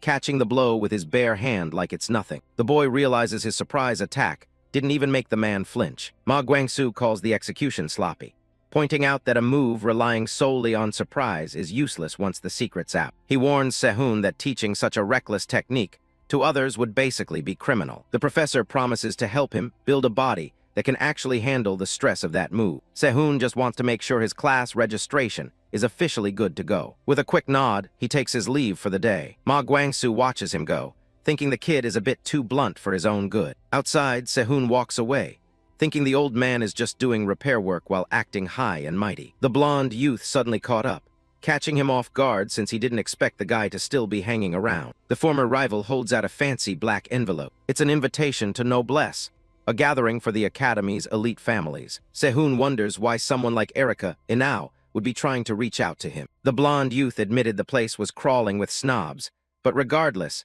it was a golden opportunity to change his life. He's genuinely grateful to Sehun for the chance to finally take the class he wanted. Sehun takes the invite with a simple thanks. He heads off alone, mapping out which minor subjects he needs to pick up next. He's deep in thought when he suddenly collides with someone. A girl grabs his wrist before he can even apologize. She's staring intensely at his hand, her eyes wide with a strange obsession. She asks him point-blank if he's the one who made the item he's wearing. He looks at her, confused by the sudden interrogation. The girl, Riaclodal, practically starts drooling over the piece, begging to enchant it. A system notification pops up, confirming he's established an affinity with her. He recognizes the name. In his past life, she was a legendary genius who broke the enchanting industry. She's absolutely floored that he managed to craft something this high quality, using heavyweight ore. She starts muttering to herself about all the formulas she wants to add. Watching her freak out, Sehun realizes she's way more of an eccentric than he expected. She's overwhelmed by the possibilities, unable to decide where to even start. He steps in, telling her not to worry about making a choice. He lets her know he's got plenty more where that came from. Riaclodal starts geeking out about the resonance effect of the item. Sehun introduces himself as a first-year blacksmith and this year's top student, leaving her speechless. She can't believe a freshman made this, proudly announcing she's a third year in the enchanting department. A guy with short dark hair interrupts them, demanding Sehun follow him for a talk. Ria stands up, clearly annoyed that their conversation was just cut off by Erika's underling. The guy wants to take things elsewhere, but Sehun just tells him to speak his mind right there. The underling brings up the fact that Sehun tore up Erika's invitation right in front of everyone. Sehun calmly points out that Erika herself was the one who told him to do it. The guy scoffs, mentioning that things would be different if he'd received the invitation from Myers instead. Sehun asks if Erika was actually the one who sent him on this little errand. The goon claims he's acting on his own, while Rhea watches from the side, barely hiding her laughter. She doesn't buy it for a second, mockingly agreeing with a grin. The underling keeps talking down to him, claiming the academy is full of people way better than a nobody from Borsapa. He starts getting worked up, calling Sehun a has-been while mana begins to swirl around him. Sehun doesn't look even remotely bothered by the sudden show of power. He just stares back with a blank expression as the guy continues his rant. Standing up, Sehun asks if he's actually talking about his own pathetic situation. That's the final straw. The underling snaps and summons a pack of dark spirits to attack. Sehun calmly reaches out as the shadowy forms lunge at him. The black wolves close in, but he's already seen through the trick. He realizes the spell isn't just pure mana, spotting the dagger being used as a physical medium. The underling freezes, sweating as he realizes his attack has been completely neutralized. Sehun just brushes it off, spinning a small item in his hand like it's a toy. He decides it's time to end this, activating the greedy iron affinity seal. The goon lets out a pathetic scream as he realizes his expensive gear is being devoured. This specialized skill allows Sehun to erode and melt any iron it touches, turning it into energy. He finishes the job with an explosive ring, triggering a massive burst of mana. The goon is sent flying back, coughing and gasping for air after the sudden blast. Smoke clears to reveal Sehun standing tall, while the bully is left slumped over on the ground. Rhea turns back to Sehun, ready to get back to their original topic like nothing even happened. Sehun moves on like nothing happened, asking which enchanting classes he should look into. Rhea is taken aback for a second by how nonchalant he is about the whole ordeal. She points him toward ancient enchantment, proudly mentioning that a top-tier senior like Rhea Clodel is taking it. The lackey limped away, clutching his stomach and muttering curses under his breath after that humiliating defeat. A voice stops him in his tracks. Someone wants a closer look at the dagger Sehun broke. It was none other than Erika now. She wore a cold, judgmental expression that made the lackey break into an even heavier cold sweat. He quickly hands over the broken weapon, acting like a kicked puppy in front of her. Erika stares at her reflection in the blade and decides to keep this incident a secret from her brother. She noticed the anti-confiscation seal on it. It's clear this isn't just any common piece of scrap metal. She's starting to suspect Sehun designed a specific counterskill just to dismantle her family's sorcery. Back in the lecture hall, the academic records for Sehun's aptitude are already being revised upward. Sehun gets a system ping. A connection with Erika has been established, much to his surprise. He wonders if she was hiding in the shadows earlier, watching him deal with her underling. He looks at the junk he took as compensation. It's crude, but it'll make a great snack for his dagger. He tries to focus on Professor Kim Incheol's lecture, but hearing basic theory for the 100th time is a struggle. Professor Kim cuts the talk short and gets straight to the point. It's time for a live demonstration. With a light touch, he begins shifting the mana array within a solid block of metal. The iron flows like liquid, morphing into different shapes with perfect precision. He demonstrates how a blacksmith's skill determines the diversity and quality of the final weapon. The core lesson is simple. You have to understand the metal's potential before you even touch it. Today's challenge is metal transformation. Sehun watches closely as the ingots are handed out. The task is to create a small notch and then restore the metal to its original, pristine state. They've only got 10 minutes. Sehun notes that the professor's methods are actually quite sophisticated. While the rest of the class starts panicking as their iron refuses to cooperate, Kim watches calmly. Only 2 students are actually making real progress: Sehun and a guy named Hans Warmuth. They finish at the exact same time, both placing their perfectly restored ingots down. Impressed by their speed, Kim tells them they're moving on to the advanced stage immediately. He projects a complex mana array onto the screen and tells them to apply it to their ingots. Hans shoots a cocky look at Sehun, thinking his family's techniques will give him an easy win. The next pattern is a mess of interlocking geometric shapes that would give most students a headache. Hans dives in, confident he's nailing the complexity while Sehun remains silent. He produces a perfect-looking replica of the array and can't help but gloat about his success. Professor Kim steps up and calls out Hans Warmuth's name, but his tone isn't exactly congratulatory. He gives one final order: restore the iron ingot back to its original rectangular form. Hans gave it a shot, but the connections and structures simply crumbled and cracked. The mana array remained stuck in its final form, refusing to shift back. Kim sighs. He tells Hands his entire approach was flawed from the very first step. He reiterates his point. Hands force the metal instead of understanding its limits. Hands stands there humiliated, looking at the black, ruined lump of iron in his hands. The professor warns that this lack of foresight leads to equipment that breaks when it's needed most. Sehun glances over, wondering if Hands even realizes where he went wrong. Sehun's ingot, meanwhile, is sitting there looking like a piece of abstract art, completely stable. Kim gives it a look and simply says, "That will do." The rest of the class is whispering in disbelief. They all thought the transformation was impossible. Kim asks Sehun if he can show everyone that transformation one more time. Sehun just smiles and plays it off, claiming he only pulled it off because the school's iron is high quality. Sehun has essentially cracked a legendary problem. Kim Incheol is stunned. He's realizing this kid did something even he couldn't see. The professor is kicking himself. He was so focused on the basic lesson that he completely missed the advanced technique Sehun just pulled off. This legendary blacksmith, Raikens, was the only one who could solve this formula decades ago.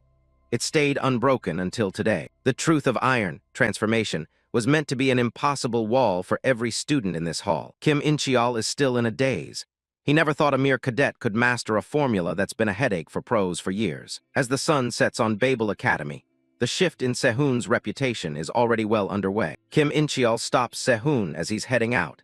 He wants to have a private word with the genius who just blew his mind. He pulls out a case containing a brilliant red stone, a gift for choosing his department over the others. It's a crimson flame gem, a rare material with the power to melt different ores into a single liquid form. Kim explains that if Sehun absorbs this essence, he can permanently boost the strength of his own crimson flame. Sehun accepts it with a polite bow. This stone is exactly what he needs for his next risky move. The professor then offers him a spot in his elective course, clearly wanting to keep this talent close. Sehun recognizes the class, Weapon Origin Studies. Kim is impressed the boy has already heard of it. He agrees to enroll, knowing it's one of the most well-funded and exclusive classes in the academy. Sehun reflects on the fact that he never even heard of Kim Incheol in his past life. This guy didn't have a happy ending back then. He decides right then that he'll change that. He's officially enrolling in the class. Kim is slightly surprised given Sehun's already heavy workload, but he's not about to say no. They seal the deal with a handshake, and Sehun can feel the sheer mana radiating from the man. Sehun gets a system notification. He's successfully extracting affinity from his new teacher. He ends up with fire-infused iron.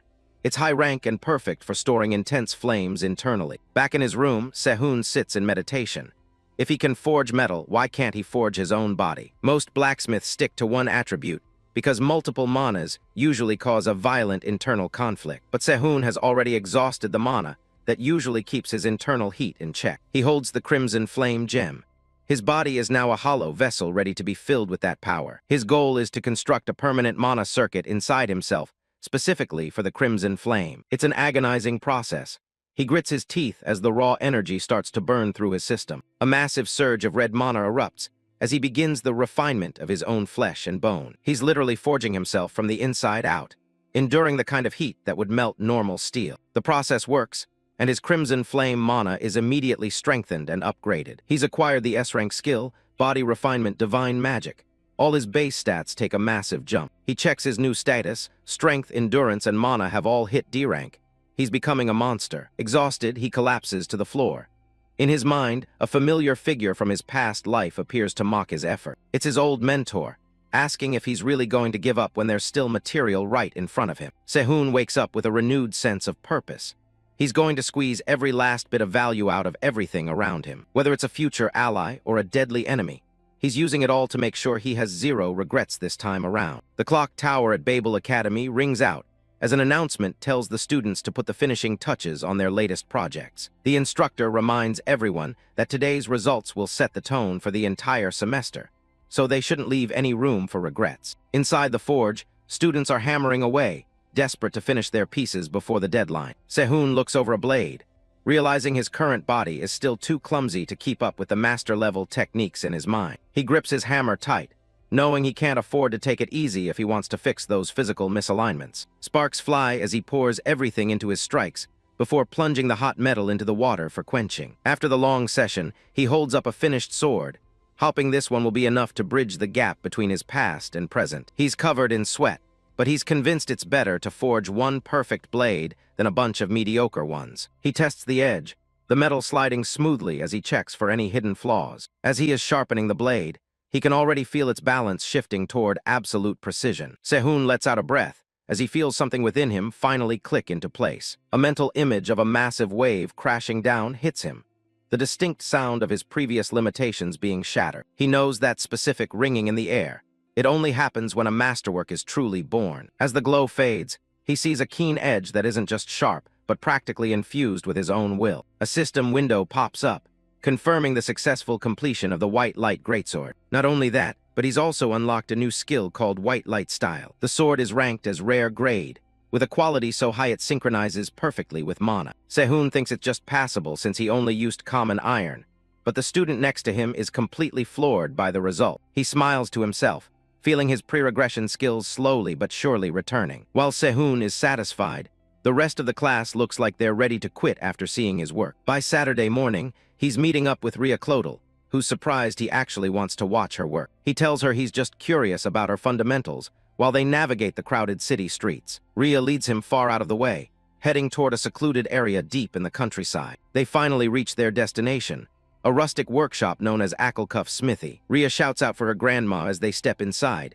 with Sehun following close behind. A sharp-eyed woman named Helena looks up from her work, telling Rhea to pipe down since she isn't deaf. Helena immediately asks if Sehun is Rhea's boyfriend, which makes them both react with instant annoyance. She takes one look at him and scoffs, calling him a soft-looking brat and questioning Babel Academy's standards. Sehun introduces himself properly, but Helena just brushes it off and states her own name. She tells them to stop wasting time and get to work since they've got a massive backlog of orders to get through. She gestures toward the back, showing them the way to the actual workshop area. Sehun watches her move, realizing her skills are far more advanced than he first expected. Looking around at the simple kitchenware, he wonders why a master like her is running a basic hardware shop in a place like this. Rhea shows him her enchantment palette, filled with specialized powders made from ground mana stones. Sehun notices the variety of colors is way beyond the standard, and asks if her job is just restoring old formulas. Rhea digs through her kit, and finally finds exactly what she was looking for. She explains that working here lets her practice her enchantments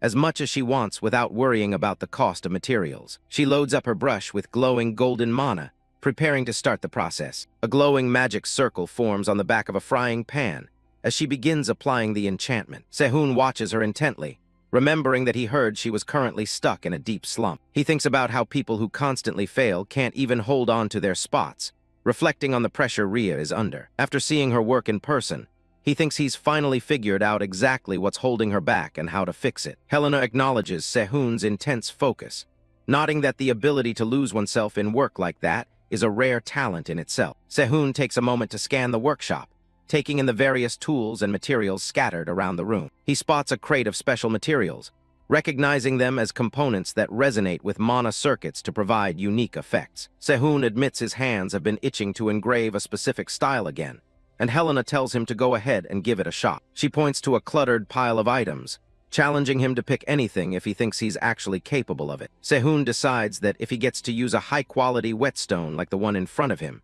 he might as well take her up on the offer. He reaches out and picks up a simple, unremarkable kitchen knife from the workbench. Helena looks at his choice with a bit of skepticism, asking if he's really planning to go with that one. Sehun examines the blade closely, noting its perfect alignment and lack of warping, which tells him it was made by a true professional. He selects a whetstone with perfectly compressed mana particles, confident he can push the edge to its absolute limit. With steady, practiced movements, he begins sharpening the knife on the mana-infused stone. Helena watches him, sweating slightly as she starts to wonder if he really is just a freshman who just enrolled. Suddenly, Regressed bursts out with a victory cry, holding up a frying pan she just finished enchanting. Rhea is surprised to see her grandmother and Sehun together, but Helena just grumpily tells the brat she has no idea when they arrive. A man in a pinstriped suit watches from the doorway, teasing Helena about getting put in her place by a junior. Helena tells him to shut his mouth, and delivers a sharp flick so hard that it sends his glasses flying across the room. She turns back to Sehun and asks if he's finished,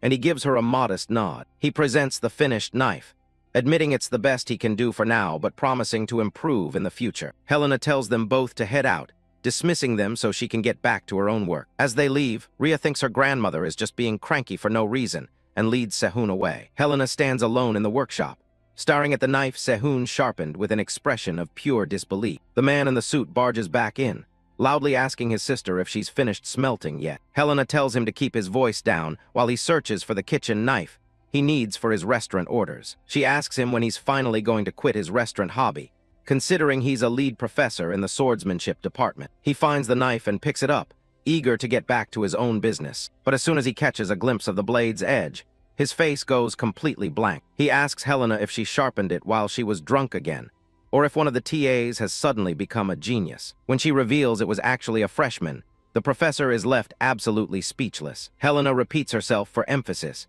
confirming that the person responsible is a new student from this year's class. The professor looks out toward the exit, wondering just who this mysterious freshman could possibly be. On the walk back, Sehun asks Ria if there's a specific story behind why the metallurgy department is so empty. He thinks about how it eventually becomes the weakest department at Babel, after most of the professors leave over the next decade. Ria changes the subject, asking how he liked her enchantment, and he tells her that her fundamentals were solid. She laughs it off as no big deal, but Sehun bluntly tells her that her thinking is far too narrow. He points out that she obviously thought of a better method, but chose not to use it, leaving her completely stunned. He explains that intentionally suppressing her own talent is a major problem, especially for a creator. Ria is shaken to her core, realizing that Sehun saw right through her mental block. Sehun reaches into his coat, preparing to give her a direct demonstration of what he means. He draws a knife and tells her to pay close attention because his schedule is tight, and he doesn't have much time. He explains that if forging is the act of creating a stone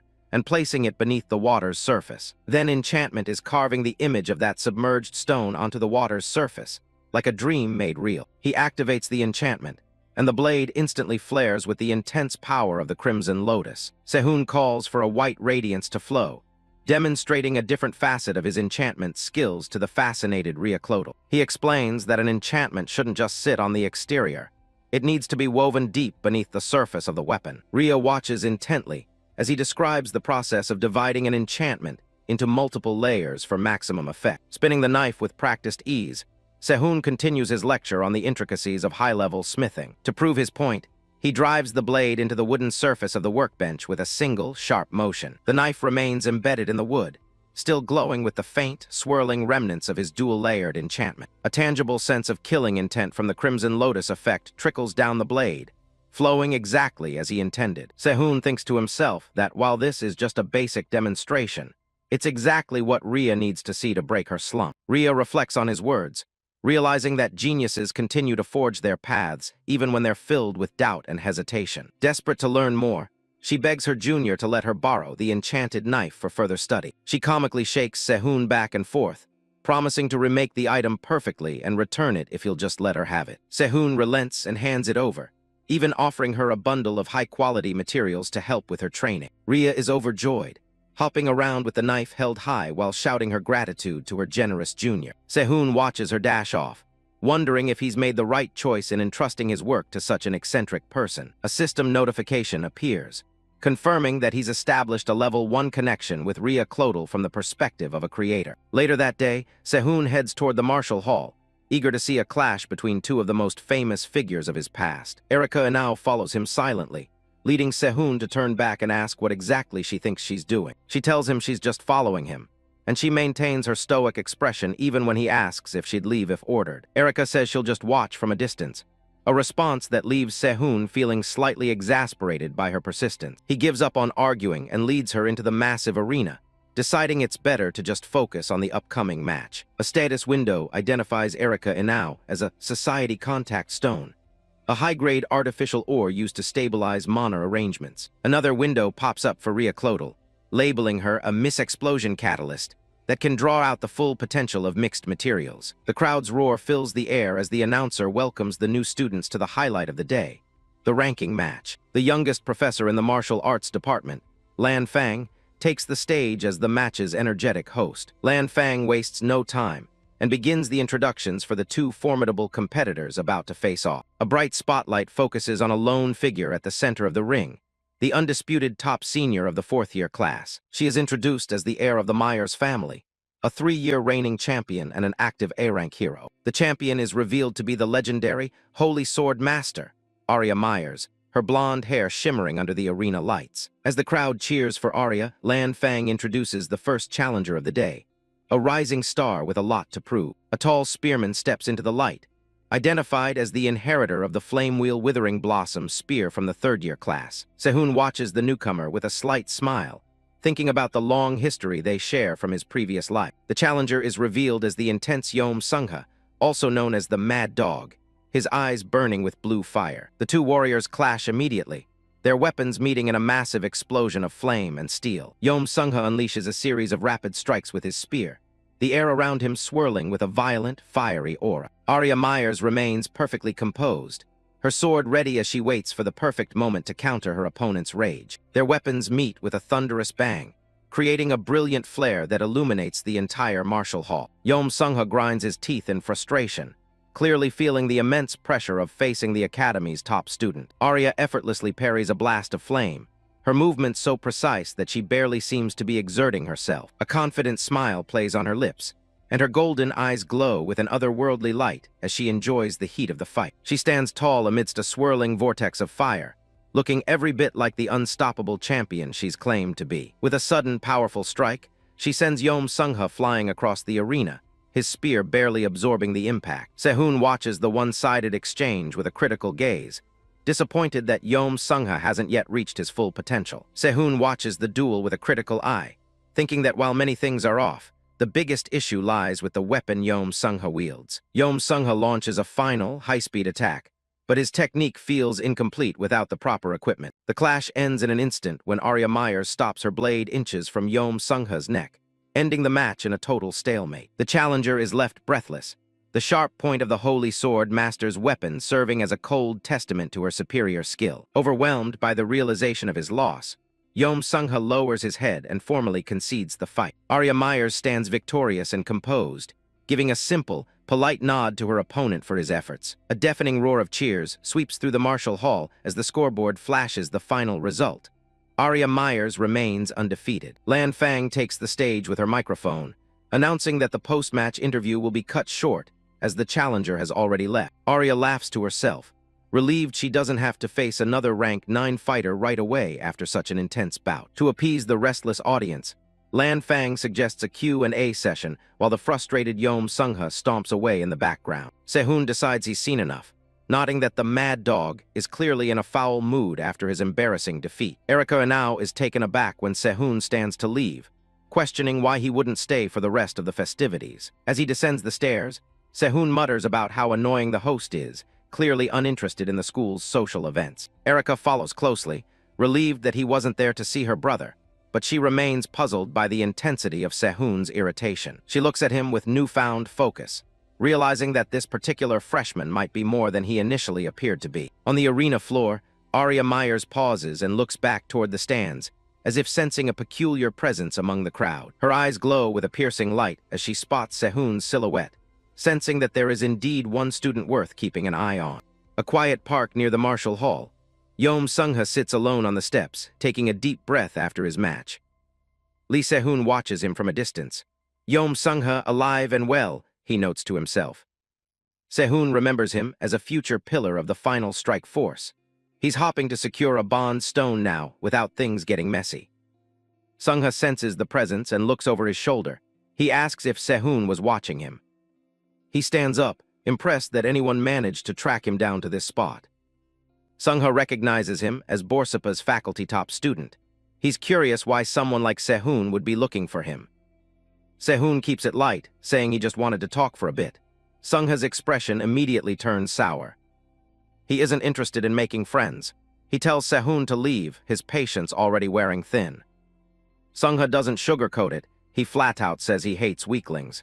If Sehun has nothing important to say, he should beat it. He especially despises those who rely on cheap tricks to act like they're equals. He dismisses Sehun with a wave of his hand. Sungha calls him a blacksmith with pure disdain, thinking he's just some support student. Sehun smirks. Compared to the Mad Dog from the original timeline, this version of Sungha is actually pretty tame. Talking clearly isn't an option anymore. Sehun's hand begins to glow with mana as he prepares for a confrontation. Sungha sees the defiance and realizes the first-year student really isn't going to back off. He decides to give one final warning as he closes the distance between them. Sungha declares that his family's spear technique's history is going to end right here because of Sehun's interference. He lunges forward, a heavy punch aimed directly at the kid.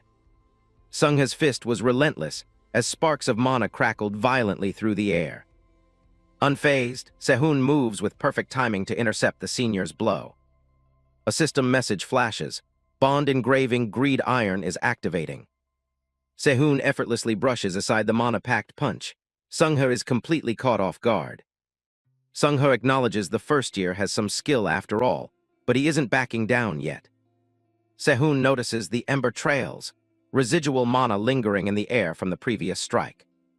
Sungha declares he's ending this now and prepares a massive mana-infused strike. A huge flare of energy erupts as the two clash in the center of the park. The impact sends smoke and embers flying everywhere, obscuring the scene. Sehun stands calm in the middle of the settling dust, exhaling slowly. Sungha stares in disbelief. His own mana trails are responding to Sehun's hand instead of his. He realizes Sehun didn't just block the attack, he broke the mana and stole it for himself. Sungha is on the verge of losing it. Sehun can see the rage boiling over in his eyes. Sehun remembers this same temper is what led to the Yomwa Gate massacre in the future. A vision of the future, Mad Dog, appears, standing amidst a bloodied battlefield with his spear. The Greed Iron effect is almost gone, and Sehun's body is reaching its absolute limit. Since a clean bond is off the table, Sehun decides he'll have to break him instead. They clash one more time with a violent shockwave that shakes the entire area. A hand suddenly catches the strike, stopping the fight dead in its tracks. Jake Myers has intervened, gripping both their arms to prevent any more damage. Sehun looks surprised. Jake is shaking from the effort of holding them back, asking Sungha if he really knows who he's messing with. Sungha stares at the blonde student, realizing his fight is being cut short. He tells them to just go.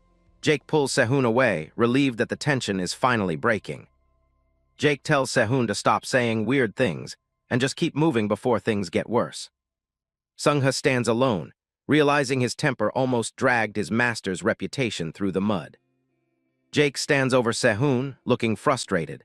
He can't believe the first year just walked into a fight with a senior like that. He yells at Sehun, warning him that he could have actually died if Jake hadn't stepped in when he did. Sehun just stands there with his hands in his pockets, completely unfazed. Sehun just smirks, brushing off the near-death warning. Jake is left gaping, wondering how someone could be so nonchalant about picking a fight with a mad dog. A system message pops up for Sehun, confirming that a bond has been formed with Yom Sungha. He's already thinking about the next step, bond extraction. He stares at a literal playing card representing Sungha, noting that the mad dog version he remembers was much more intense. He'll have to find a way to increase that bond level to get the best results. Sehun looks back at Jake, who's rubbing his own arm. Jake asks if Sehun's hand is all right after that heavy clash. Jake waves it off with a laugh, showing his slightly reddened hand. He brags that his hands are the toughest part of him, so he's doing just fine. Sehun glances at the hand, acknowledging that it does look strong, but he quickly shifts the conversation back to the arena. Jake asks if Sehun mentioned something about his sister back there.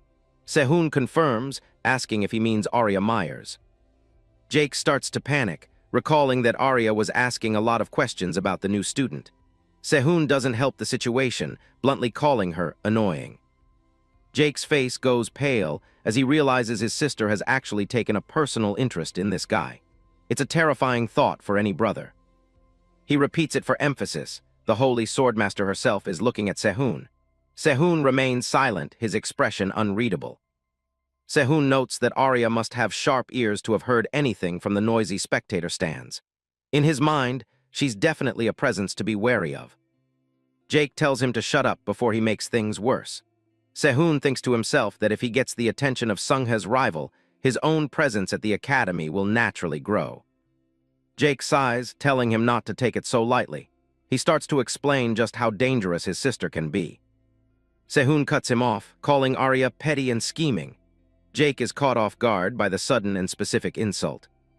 He stammers, trying to process why Sehun has such a deep-seated dislike for a hero. everyone else adores.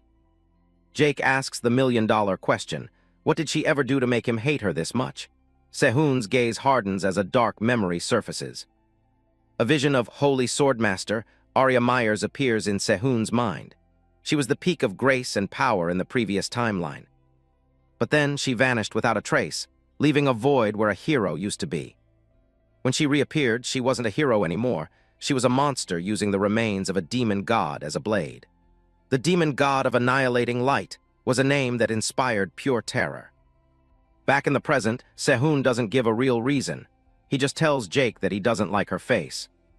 He turns and starts walking away, waving a hand dismissively. He's done with this conversation. Jake is left standing in the street, completely baffled. He has no idea what could have possibly happened between them in the past. Later, Jake's phone buzzes with a notification. He looks down, a sense of dread washing over him. It's a message from Arya saying she's made a very interesting friend. She tells Jake he'll be hearing a lot about him from now on. Jake realizes with a sinking feeling that he's just been drafted as the middleman between his sister and the Academy's most unpredictable student. Arya's text finishes with a request for a favor, accompanied by a deceptively sweet-looking profile picture. Jake can practically feel the scheming coming through the screen. He walks down the alleyway alone, cursing his luck. He's trapped between a rock and a hard place. The next morning, the scene shifts to a lecture hall at Babel Academy. Sehun is slumped in his seat, rubbing his face and wondering if he went a bit too far with Sungha the day before. Suddenly, the doors fly open. An elderly man in a top hat comes rolling into the room on a motorized cart, demanding everyone's attention. He introduces himself as Reese Doba, the professor in charge of their major classes for the next 2 weeks. The subject is attribute smithing. The students whisper among themselves, recognizing Doba as the professor famous for being a complete lunatic. Doba ignores them and prepares to hand out last week's evaluations. Doba starts calling names one by one to come up and receive their grades and budgets. He goes through the list until he reaches the very last name. He calls out Lee Sehun with a sharp look. Sehun stands up and heads toward the front. The other students watch him, jealous and wondering how much of a budget he's going to pull. Doba drops a bombshell. Sehun doesn't have a budget yet. Sehun stops in his tracks, confused. The professor explains that Sehun's submission was so high quality that they decided to handle it differently. Instead of a standard grade, they're putting his piece in an open auction alongside the second-year students' work on Wednesday. Sehun wonders if the vice dean is behind this sudden change. Sehun accepts the decision, knowing that if it were really a problem, the other professors would have stepped in. He nods and takes his seat. Doba claps his hands together, announcing that today's lesson will be about dealing with residual mana. He mentions he has a volunteer to help with the demonstration. A tall student walks into the room. It's Yom Sungha, introduced as the temporary TA from the third-year Spear Arts Department. Sehun can't help but stare. The classroom is filled with murmurs as the students watch Yom Sungha. One student wonders why a top-tier senior like him is acting as a TA for their class. Professor Reese Doba, riding his motorized cart, cuts the introductions short. He wants to get straight to the core concepts before they start practicing. Doba begins explaining the nature of residual mana in weapon crafting. He notes that it typically comes in 2 distinct forms, illustrated by swirling energy patterns on the screen. He describes the second type, the independent core, which can generate its own mana or pull it from the environment. This type is significantly more complex and difficult to master. Doba adjusts his spectacles, explaining that there's no set standard for building such a core. The process varies wildly depending on the materials used and the smith's individual mana. He announces they'll start with the more basic, charged type. He then signals to his assistant to step forward for the demonstration. Yom Sungha steps up, his hand beginning to glow with a vibrant, swirling red energy. The air around him seems to ripple from the heat. Doba explains that fire mana is notoriously volatile and difficult to use as residual mana. However, if one can properly suppress its wild nature, it provides incredible sustainability. Sungha executes the demonstration, creating multiple rings of fire. Doba identifies the technique as the flame wheel blossoming spear, a high-level feat for a student. The students are awestruck by Sungha's level of control. Assistant Han looks on in disbelief, noting how much he struggles just to manage fire in a furnace, let alone like this. Doba seems pleased with the reaction, telling the class to make the most of having such a talented TA. He hands out the next assignment, which is due the following Thursday. He gives them creative freedom within the theme of the demonstration. The whiteboard behind him remains blank, leaving the specifics up to their imagination. The professor wraps up the lecture and tells everyone to head to the forge. He reminds them to change into their working clothes before they start. Hans Barmut sees this as his golden opportunity. He watches Sungha stand with his arms crossed, preparing to make his move. He rushes forward with an eager smile, introducing himself to the senior. He thinks talking to someone as famous as Yom Sungha is a once-in-a-lifetime chance. Sungha isn't interested in small talk. Before the student can even finish his sentence, Sungha tells him to beat it with a cold, dismissive glare. The rejection is so sharp, it leaves the other students in the room frozen like white silhouettes. They can feel the oppressive aura radiating from the senior. Sungha's eyes remain focused and cold. He has no patience for those he deems unworthy of his time. As the room empties, Sungha calls out to Lee Sehun, who is about to leave. Sehun stops and looks back over his shoulder. Sehun asks what the senior wants with him. The atmosphere between the two is immediately tense, contrasting with the empty classroom. Sehun begins to dissect Sungha's performance, mentioning that the flame wheel blossoming spear is usually measured by how many wheels one can maintain. He notes that the current head of Yomhwa Gate, A-rank hero Lee Won Ryang, reached 8 wheels. After finishing his analysis, Sehun starts walking out of the room, casually nodding that Sungha maintained those 3 rings with ease. He calculates that Sungha could easily sustain 6 if he actually put in the effort. Intrigued by Sehun's words, Sungha quickly catches up to him, demanding to know exactly what he meant by all that. Sehun drops a bombshell, asking if Sungha once reached 7 wheels in the past. Sungha's eyes widen in shock as his secret is laid bare. Sehun continues his analysis, noting that Sungha suddenly lost the ability to hold that many wheels one day. Sungha is paralyzed, wondering how Sehun could possibly know a secret he's never told anyone. Sehun explains that he has a natural talent for fire, and something about the way Sungha's flames move just feels off to him. He describes Sungha's current style as half-hearted, like he's holding back a massive reserve of power and just flinging the excess around without any real passion. Sungha finally speaks, his voice tense as he asks if Sehun knows the cause of his decline. He's desperate for an answer. Sehun admits he has a guess, but he doesn't immediately offer the information. He watches Sungha's reaction closely. He bluntly states he doesn't see a reason to tell him. Sungha's face falls into a comical expression of disbelief and frustration at the sudden denial. Sehun starts to walk away again, telling Sungha that he can name what he wants in exchange for the answer. Sungha clenches his fist, realizing he's being manipulated. Sehun lays out his conditions. First, Sungha will pay a fair price for every bit of advice and help Sehun provides. He holds up 1 finger for emphasis. Then he holds up 2 fingers, adding the second condition. Whenever Sungha runs into a situation he can't handle or judge, he must come to Sehun first. He tells him to decide before they reach the forge. Sungha weighs his options, the sweat on his brow showing how much this means to him. He finally agrees to the terms, his expression serious. He adds his own caveat. He'll do it if Sehun can provide actual proof of his claims. Sehun just smirks over his shoulder, confident that he has the senior exactly where he wants him. Yom Sungha agrees to the deal, though the sweat on his face shows he's definitely on edge. Lee Sehun gives him a sideways glance and a smirk, reminding him that he'll need to see some real proof first. Later that afternoon in the forging room, the usual chatter of students fills the workspace. The other students are already whispering, shocked that Sehun is planning to forge without even sketching out a blueprint. He starts mixing fire and dark attribute ores, aiming for a very specific 7:3 ratio in the crucible. Observers are skeptical, thinking he's just wasting materials since elemental mana usually just evaporates when handled like this.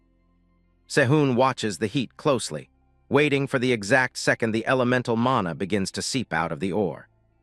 He tightens his wrist wraps, getting ready for the most technical part of the forging process. This is thermal displacement. a high-level technique where he balances the flames and mana simultaneously to force the metal to absorb the elemental power. Professor Reese Doba watches from the corner, stunned to see a first-year student already mastering such a difficult method. Sehun knows that while it looks standard to the others, Sungha is seeing a completely different level of skill. Sungha watches with total focus, realizing there's more to this smith than just talk. Sehun keeps the rhythm steady, pumping the bellows to maintain the forge's temperature. He guides the fire mana to spread outward on the inside, while the dark mana burrows inward, creating a perfect circle of energy. Sungha and the professor stand in silence, taking in the precision of the work. Sungha looks on in awe, his eyes reflecting the realization that he's been using his dual attributes all wrong. He rubs his head sheepishly, admitting that his lack of control has caused his mastery wheel level to drop.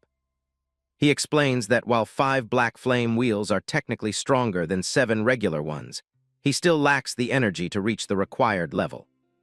Sungha mentions that his sect sends an instructor regularly to verify that their successors are keeping up with their training.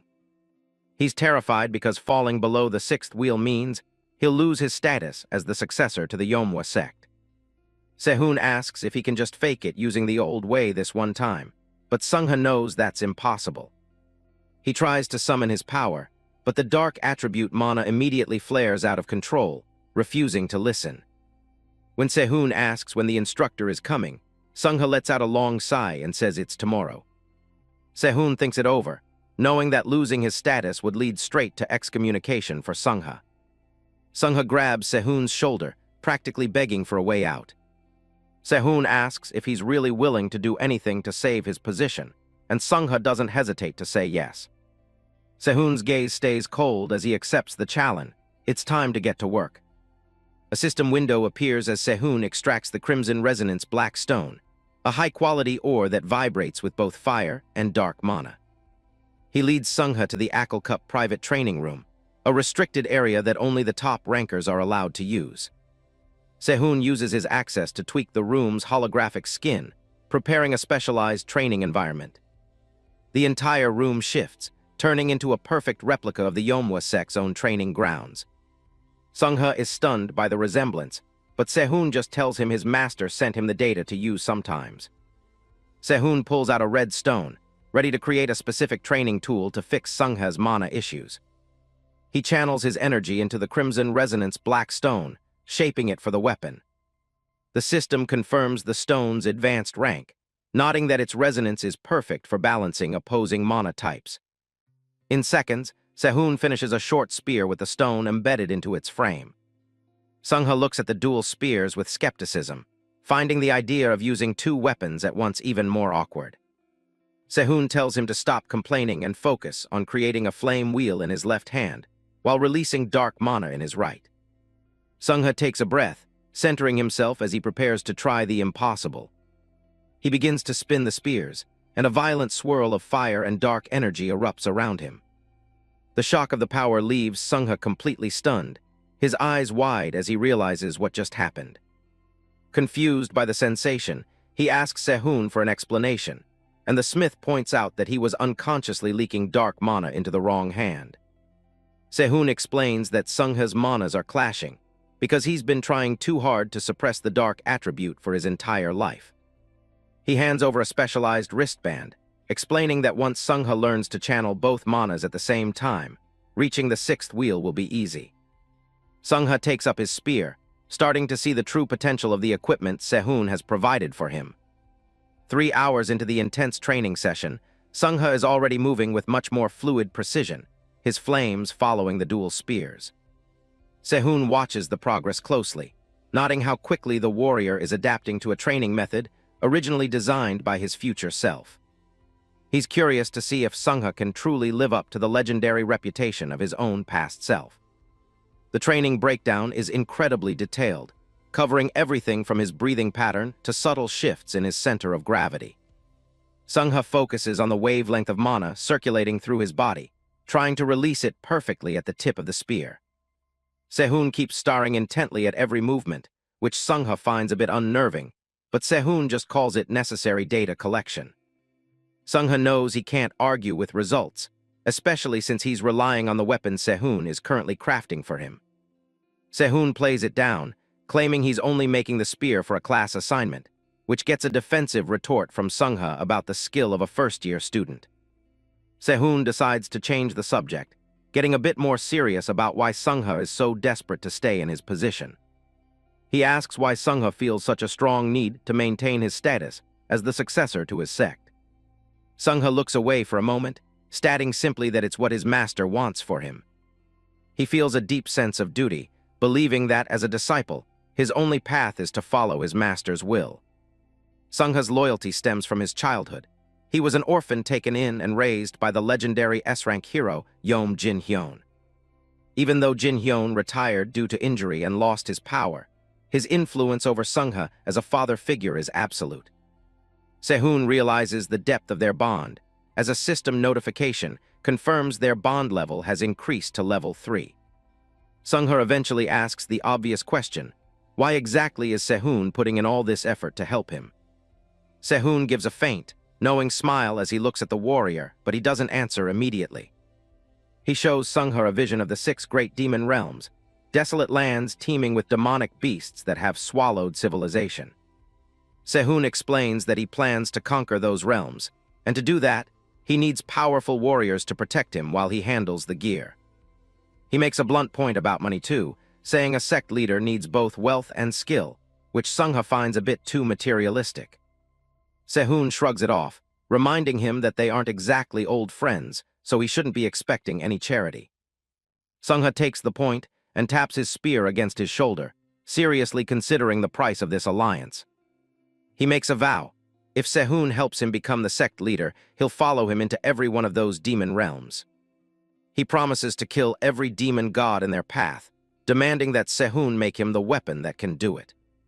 Sehun's smile widens, as he realizes the terms are more than acceptable for his long-term plans. He holds up a glowing red orb, asking if Sungha is really sure he won't regret making such a heavy commitment. Sehun declares he'll make Sungha the sect leader, whether he likes it or not, as the Crimson Resonance Black Stone activates. Sungha reaffirms his side of the bargain, pledging his strength to Sehun's cause in exchange for the leadership of the Flame Flower Gate. He challenges Sehun to hold up his end and forge a weapon capable of taking down literal gods. Sehun's smile remains as he prepares to activate the stone's full potential for the first time. He reiterates his promise to make Sungha a leader as the energy from the resonance stone flares up around him. The scene shifts to the Flavium Public Training Hall, where a large crowd has gathered for an important evaluation. Instructor Gang Hyeonun, a 7th wheel master from the Flame Flower Gate, arrives and greets Sungha with a mocking tone. Gang questions who the other disciples are, but quickly pivots to the leader's orders for a sparring match between him and the young master. He laughs condescendingly, calling himself the most outstanding member of the sect after the future leader. Sungha's expression turns ice cold as he warns the instructor to watch his tongue, reminding him that the succession isn't decided yet. Gang offers a fake, shallow apology, claiming he just had a momentary lapse in judgment. He asks if they should proceed with the standard skill assessment, but Sungha shuts him down with a flat no. Sungha declares that he isn't here for a simple checkup. He's requesting a promotion to the 7th wheel immediately. Sungha maintains a stoic expression, his eyes fixed forward despite the insults being hurled his way. A flashback reveals Michael Warmut, a stern man with neatly styled silver hair and a sharp gray vest, ordering instructor Gang to deal with Sungha decisively. Gang continues his taunts, mocking Sungha's father while the young warrior tells him bluntly that he's talking too much. The instructor's composure cracks as he snaps at the young master, demanding his spear so he can settle things immediately. The terms are officially set. The 7th wheel promotion will be decided through a high-stakes domain sparring match. In this specific format, the victory goes to whichever warrior can manifest the more powerful and stable flame wheel. Sungha brings his black and red dual spears into a defensive cross, the weapons humming with an anticipation of battle. Gang scoffs at the unconventional weapons, dismissing the dual short spears as a crude and inefficient choice. Sungha doesn't waste words, launching himself forward in a blur of motion with a massive trail of fire surging behind him. Gang shouts that Sungha has forgotten his master's orders to suppress his dark mana, refusing to see the messy flames as a true flame wheel. Standing his ground as dark fire spirals around him, Sungha calmly states that the true test will happen once their weapons meet. Gang roars a final warning, convinced that the young master is about to learn a very painful lesson. The air explodes as their massive mana pools collide, sending jagged streaks of light and shadow across the training ground. The intensity of the clash creates a blinding sphere of energy at the point where their spears meet. Gang's smug expression is replaced by pure terror as he realizes his flames are being completely overwhelmed by something he doesn't recognize. The dark energy takes on a monstrous form, physically shredding Gang's flame wheel with terrifying efficiency. The structural integrity of Gang's weapon fails, the shaft beginning to splinter and crack under the sheer pressure. In a violent surge of power, the instructor's spearhead shatters into dozens of glowing fragments. Gang collapses to his knees in the center of the ring, staring blankly at the ruined remains of his pride.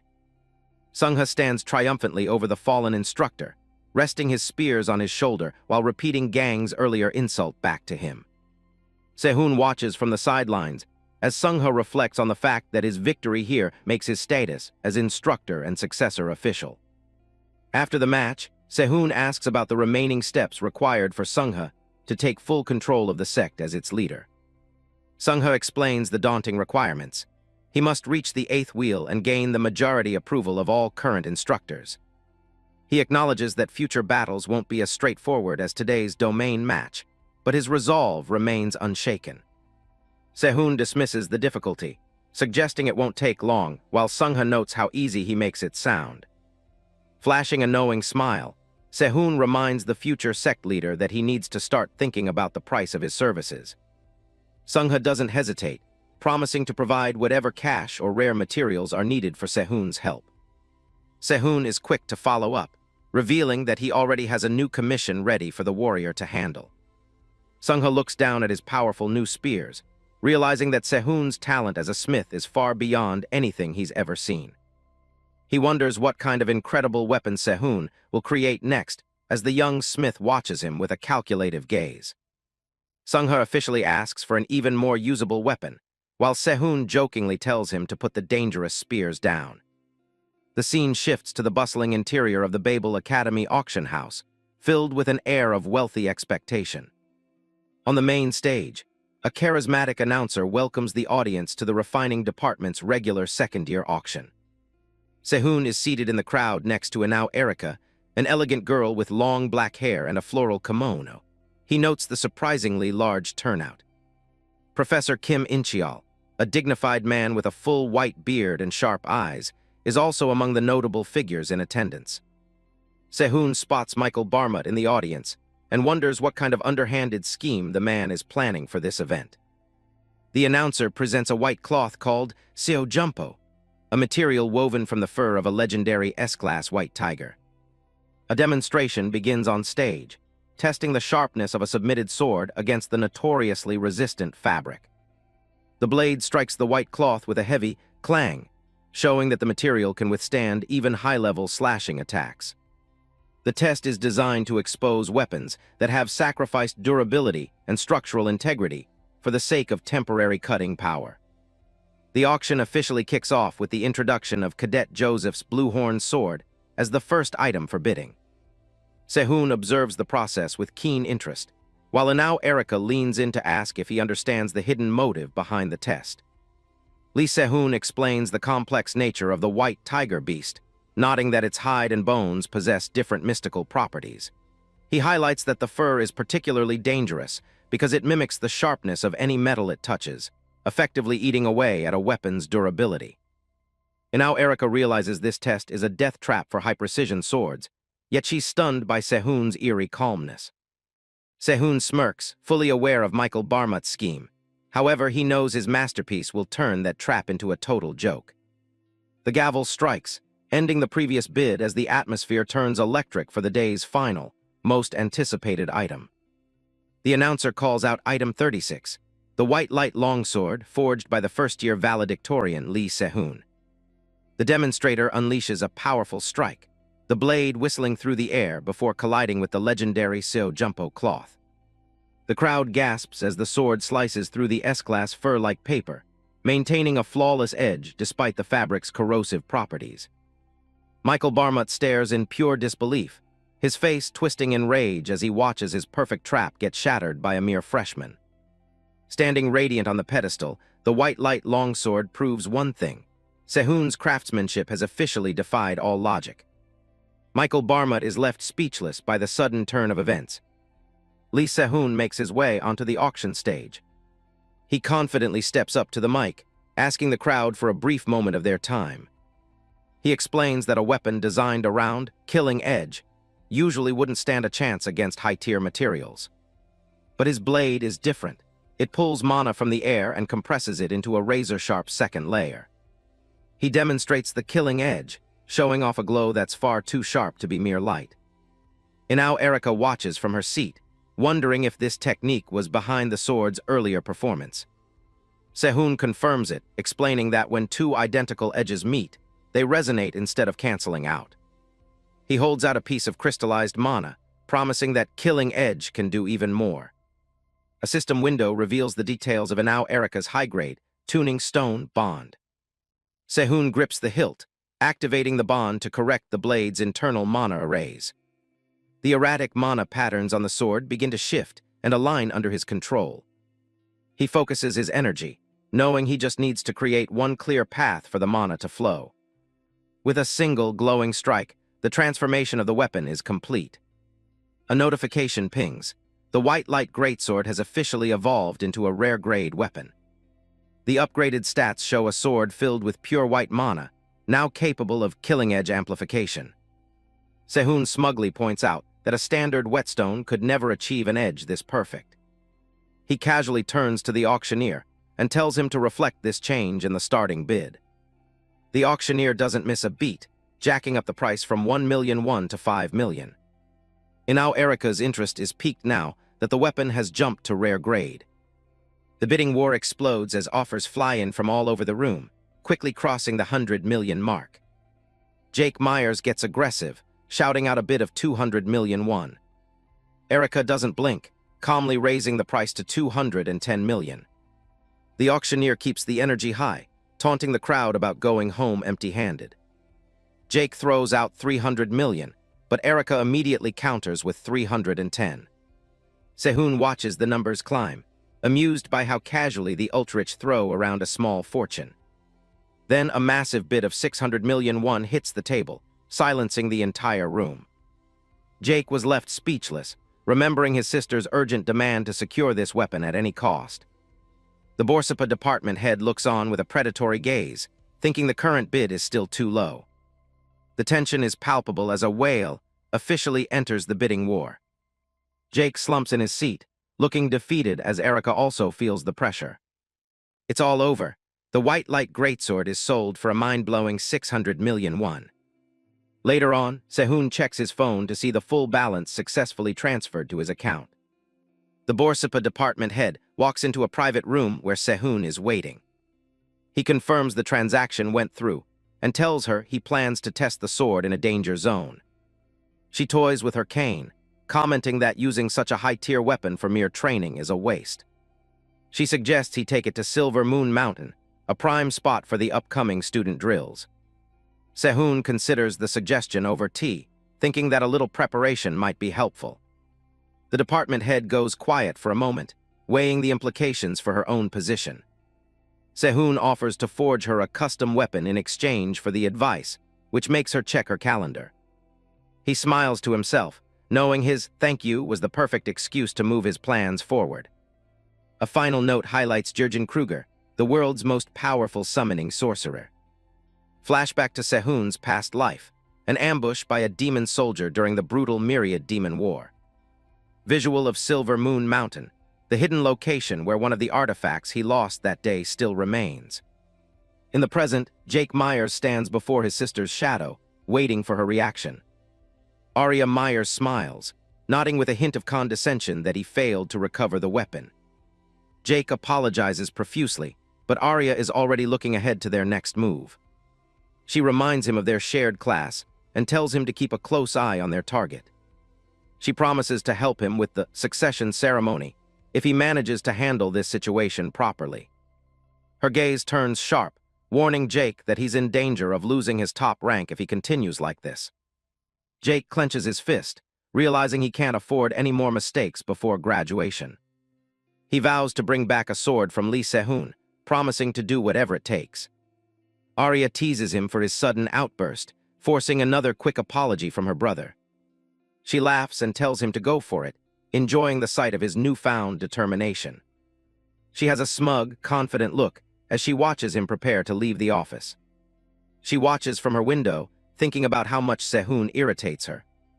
Arya keeps a close eye on Se-hoon as he walks away, finding his presence grating. A close-up of Arya, her expression unreadable as she contemplates the upcoming academic term. Se-hoon presents his latest project to Reese Doba and Kim In-cheol, finally finishing the two spears. The Crimson 1 and Black 10 spears are revealed as high-grade weapons with impressive quality. Reese Doba is genuinely impressed by the craftsmanship and the internal mana formulas. He explains how the spears are designed to repel mana and warn the user of improper technique. Reese Doba nods, praising the weapons as perfect training tools for any aspiring spearman. Kim In-cheol awards Se-hoon a perfect score and grants him an official exemption from attendance. The surrounding students whisper in shock, nodding that Se-hoon could practically graduate right now. Se-hoon bows and takes his leave, with Reese Doba telling him to keep the spears for himself. Se-hoon walks through the courtyard with the spears on his back, heading to Ma Guangsu's class. Inside the training hall, Jake Myers is already stretching and preparing for his own session. Jake is surprised to see Se-hoon arrive so early, asking if he has a class now as well. Jake offers to leave if Se-hoon needs the space, but he's clearly trying to find an opening to talk.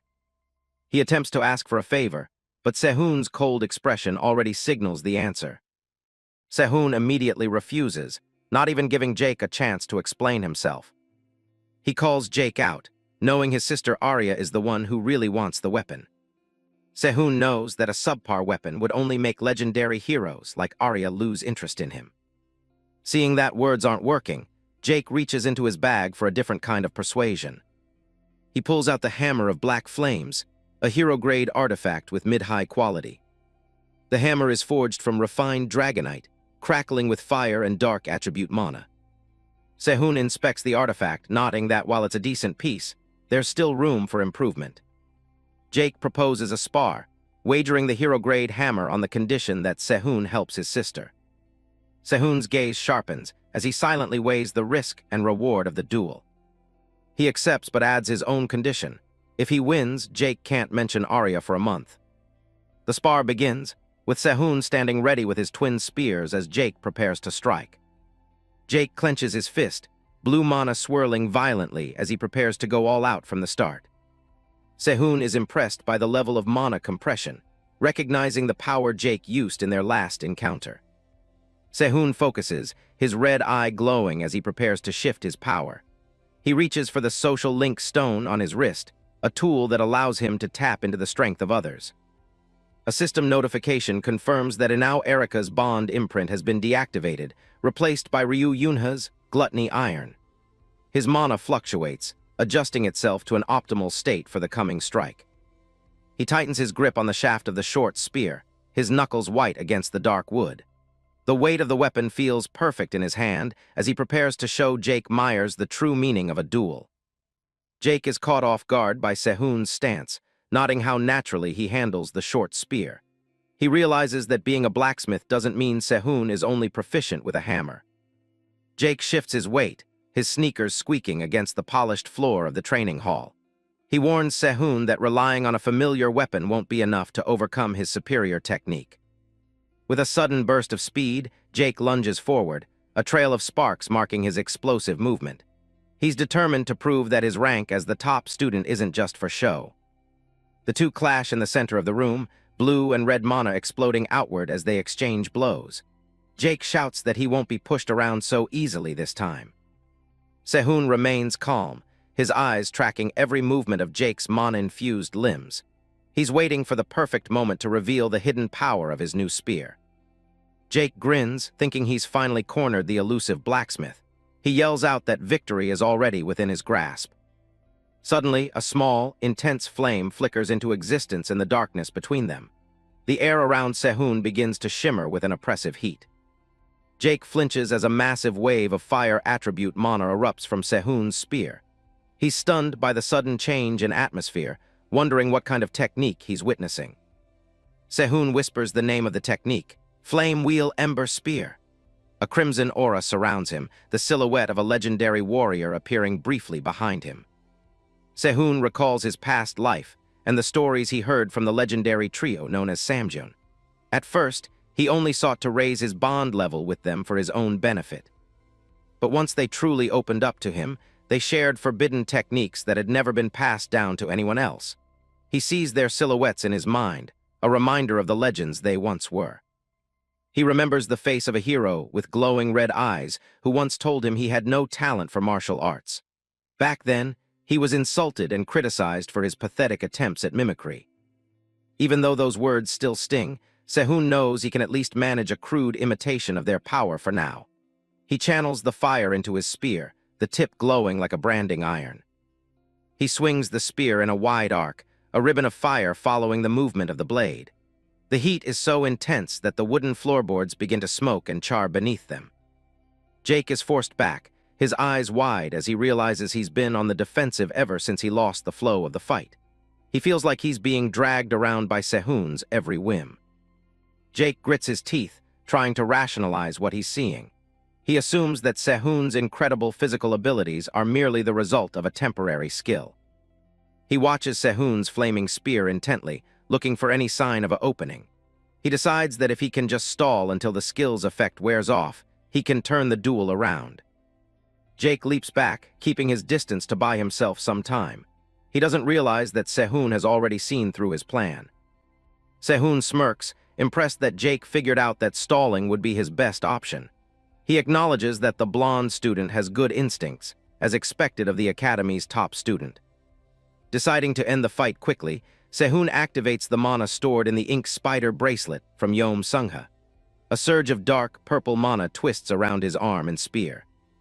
Explosive ring, Sehun announces as he thrusts the spear forward. The combination of fire and dark mana creates a terrifying, unstable energy that threatens to consume everything in its path. Jake is horrified by the sight, having heard that Sehun only uses fire attribute mana. He thinks Sehun is doing something suicidal by mixing such volatile energies. Desperate to survive the coming impact, Jake claps his hands together, his blue mana flaring up in a final, frantic defense. He knows he can't afford to take this hit head-on. Jake unleashes the Myers-style formless sword, Blue Axis. A pillar of brilliant blue light erupts between them, serving as both a shield and a counterattack. He follows up with Light Thread, thin filaments of mana that weave through the air to entangle Sehun's spear. It's a high-level technique that showcases Jake's true potential. Sehun watches the blue mana threads wrap around his weapon, completely unbothered. He simply comments that the move is not bad, his tone dismissive. The silhouette of a blood-red moon appears behind Sehun as he decides to stop holding back. He admits to himself that he can't afford to lose this wager. He unleashes his ultimate move, Flame Wheel Ember Spear, Eclipse Crescent. Lunging low, he coalesces black and red mana into a lethal edge. With one powerful sweep, a massive crescent wave erupts, devouring Jake's mana and turning the hall into a whirlwind of fire and shadow. The sound of the impact is deafening, blue and red sparks flying like shards of broken glass. The sheer force of the technique sends a shockwave through the entire building. As the dust begins to settle, shards of mana still hang in the air, shimmering before they dissipate. The intensity of the clash has left the training floor scarred and blackened. Sehun stands tall, his profile illuminated by the fatting glow of his technique. He looks completely unfazed, his breathing calm despite the massive amount of mana he just expended. Jake is left breathless, sweat pouring down his face as he stares at Sehun in utter disbelief. He realized in that final moment that the gap between them was far wider than he ever imagined. Lee Sehun pulls his spear back as the dust settles from their duel. Jake Myers stands opposite him, still processing how the match ended so abruptly. A system window pops up, confirming a level 1 bond has been established with Jake Myers. The blonde fighter lowers his guard and admits his defeat. Sehun isn't one to brag. He looks back and asks if it wasn't just a draw since they both reached each other at the same time. Jake rubs the back of his neck, looking a bit tired. He admits that considering Sehun used a near-fatal skill, he's the one who's technically defeated. He looks down at his hand with a frustrated scowl. He wishes he could just use a sword like a normal person, but things aren't that simple for him. Sehun looks genuinely curious as he holds his tools. He asks why a guy with Jake's power can't just pick up a blade and go to town. Jake gives a half-hearted laugh, sweat beading on his forehead. He explains that he's even shattered hero-grade swords just by holding them because they can't handle his mana. Sehun's analytical side takes over. He reaches out and tells Jake to extend his right hand so he can take a closer look at what's going on. Jake is confused but holds his hand out anyway. Sehun warns him to relax his hand and keep his mana perfectly still, or he might end up getting hurt during the inspection. Sehun's eyes glow with an intense, golden light. Jake starts to freak out, wondering what the hell is about to happen to his arm. A sharp shockwave hits Jake's hand, forcing a pained grunt out of him. The impact is sudden and violent, echoing through the training hall. Sehun watches the energy ripples with a focused gaze. He realizes Jake's mana doesn't just reinforce weapons, it physically alters the internal structure of the material itself. Jake pulls his hand back, looking completely annoyed. He demands to know what that was all about before Sehun does anything else. Sehun stays cool and calm, ignoring the outburst. He simply asks Jake if he'd like him to forge a sword that won't break when he uses it. The system begins extracting a unique material from Jake. A glowing blue shard appears as the bond with the legendary student solidifies at level 1. It's the Jake Myers compression stone, a high-grade ore with superior quality. This stuff can endlessly compress mana, making it the perfect base for an indestructible weapon. Sehun clenches his fist, a satisfied smirk crossing his face. He promises Jake a blade that even he won't be able to shatter, no matter how hard he tries. A sudden chime rings out, catching Sehun's attention. He looks toward the entrance, sensing a heavy presence approaching. A massive figure looms in the doorway, casting a long, intimidating shadow. It's Professor Ma Guangsu, and the system immediately marks him as a new bond target. Ma Guangsu's eyes narrow as he stares down Sehun. He tells Jake to step outside for a moment, making it clear he needs a private talk with the freshman. Jake doesn't need to be told twice and quickly makes his exit. The heavy doors slam shut with a loud thud, leaving Sehun alone with the stern professor. Ma Guangsu doesn't beat around the bush. He points out how weird it is that Sehun is both a master blacksmith and a top-tier spearman at the same time. He stands with his arms crossed, his expression unreadable and dangerous. He tells Sehun to answer his questions carefully so there aren't any misunderstandings. Sehun remains remarkably composed under the pressure. He realizes the professor's suspicion comes from his combat stance being a little too perfect for a rookie. To cover his tracks, Sehun pulls out a small mana crystal as a prop. He dismisses his skill as a cheap trick he developed to mimic other people's movements. A blue aura flares around Sehun as he demonstrates his mimicry ability. He explains that he's essentially forcing his muscles to rearrange themselves to match a target's body. Once the aura fades, Sehun returns to normal, showing that the effect is only temporary. Ma Guangsu watches with wide eyes, clearly taken aback by the explanation. The professor asks if there are any limits to this strange talent. Sehun lies, saying it takes a long time to observe a target and puts a massive amount of physical strain on his body. Ma Guangsu mumbles to himself, trying to make sense of what he just saw. He's comparing Sehun's explanation to the dark rumors he knows all too well. He finally sighs and relaxes his posture, apologizing for being so suspicious. He admits he overreacted because of a specific demon that has a very similar ability. The name on everyone's mind is the Doppelganger. It's a title that brings chills to even the most seasoned hunters. This creature is one of the 10 evils of the Pandemonium. It's a master of disguise and mimicry that sows chaos wherever it goes. It loves to copy an opponent's martial arts and use them to kill them. It's a vicious monster responsible for ending the legacies of countless heroes. A grim image shows the doppelganger standing over a fallen warrior from Ma Guangsu's past. The professor clearly has a deep, personal grudge against this thing. The rage is plain to see on Ma Guangsu's face as he remembers the encounter. Sehun realizes this shared hatred for demons is why their bond formed so quickly. Ma Guangsu closes his eyes, seemingly satisfied with the lie for now.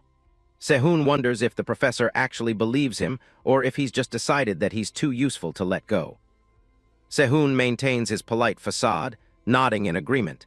He says it's perfectly understandable to be cautious when demons are involved. Suddenly, the professor lets out a booming laugh, the tension in the room vanishing instantly. He slaps his knee, finding the whole situation hilarious now that he's convinced. He keeps laughing, mocking modern heroes for being too soft and lacking any real awareness of the demon threat. Sehun just watches him, keeping his thoughts to himself. Ma Guangsu wipes his nose, still grinning from ear to ear. He admits that after seeing Sehun's skill, he's going to have to completely overhaul his teaching methods. As Sehun walks away, the professor watches him go with a thoughtful expression. He thinks Sehun could easily be the valedictorian of the entire academy if he actually gave a damn. He stands alone, his eyes following Sehun out the door. He can't help but wonder why a kid with this much potential would lie about having such a humble family background. Lee Sehun walks through the academy halls, his mind already calculating his next move. A sharp vibration from his phone breaks his concentration. It's Yom Seong-ha on the line. The protagonist picks up, expecting the intel he asked for earlier. Seong-ha is anxious to settle his debt, but Sehun tells him to relax. He points out it's only been a day and there's no need to rush the payment yet. The conversation shifts as Sehun asks about a specific person, a Babel mage named Louise Valent. He tells the man on the other end to quietly find her location and figure out what she's been doing. Seong-ha admits he's never heard of anyone by that name. When questioned about his own connections, Sehun just gives a smug retort. He asks if his associate is really underestimating the depth of his reach. He knows that in his current state, most people see him as broke and powerless within the Flame Flower Gate. He tells his contact to just trust the process and wait for the results. After the call ends, he wonders what kind of person Louise has become in the present. Louise Valent, infamously known as the Explosive Dog, was a volatile force in the past. She wasn't a household name like the others, but she was a ticking time bomb waiting to go off. His phone buzzes again with an update. He knows her abrasive personality is a result of a tragic injury, and he needs to catch her at exactly the right moment. To his surprise, the information comes in almost instantly. He's impressed by how quickly the search was completed. The files reveal that Louise was the salutatorian of the Elemental Department. She was considered one of the most promising cadets until her career was cut short. A horrific accident during a spar 6 months ago ruined her life when her wand unexpectedly exploded. The blast permanently fried her mana circuit, leaving her unable to cast. Sehun stands in the quiet corridor, absorbing the weight of the girl's misfortune. She's currently wasting away in rehabilitation with no hope of recovery.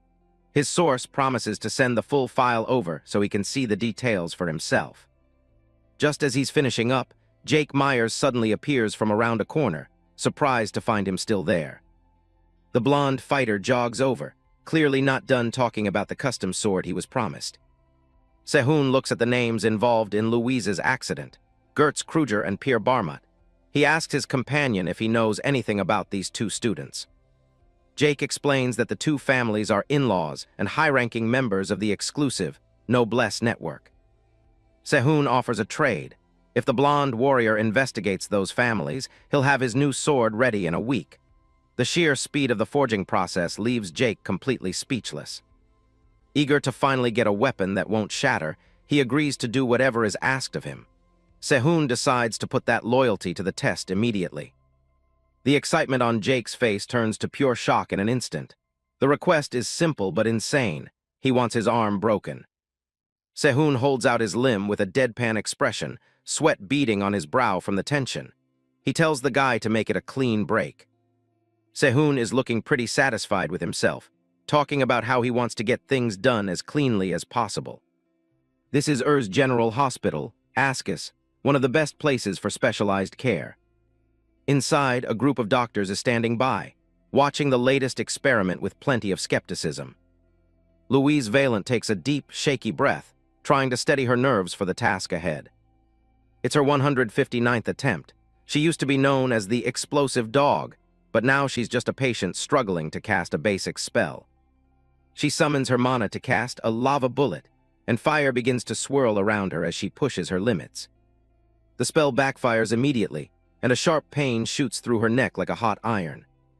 She collapses to the floor, gasping as her mana flows back into her body the wrong way.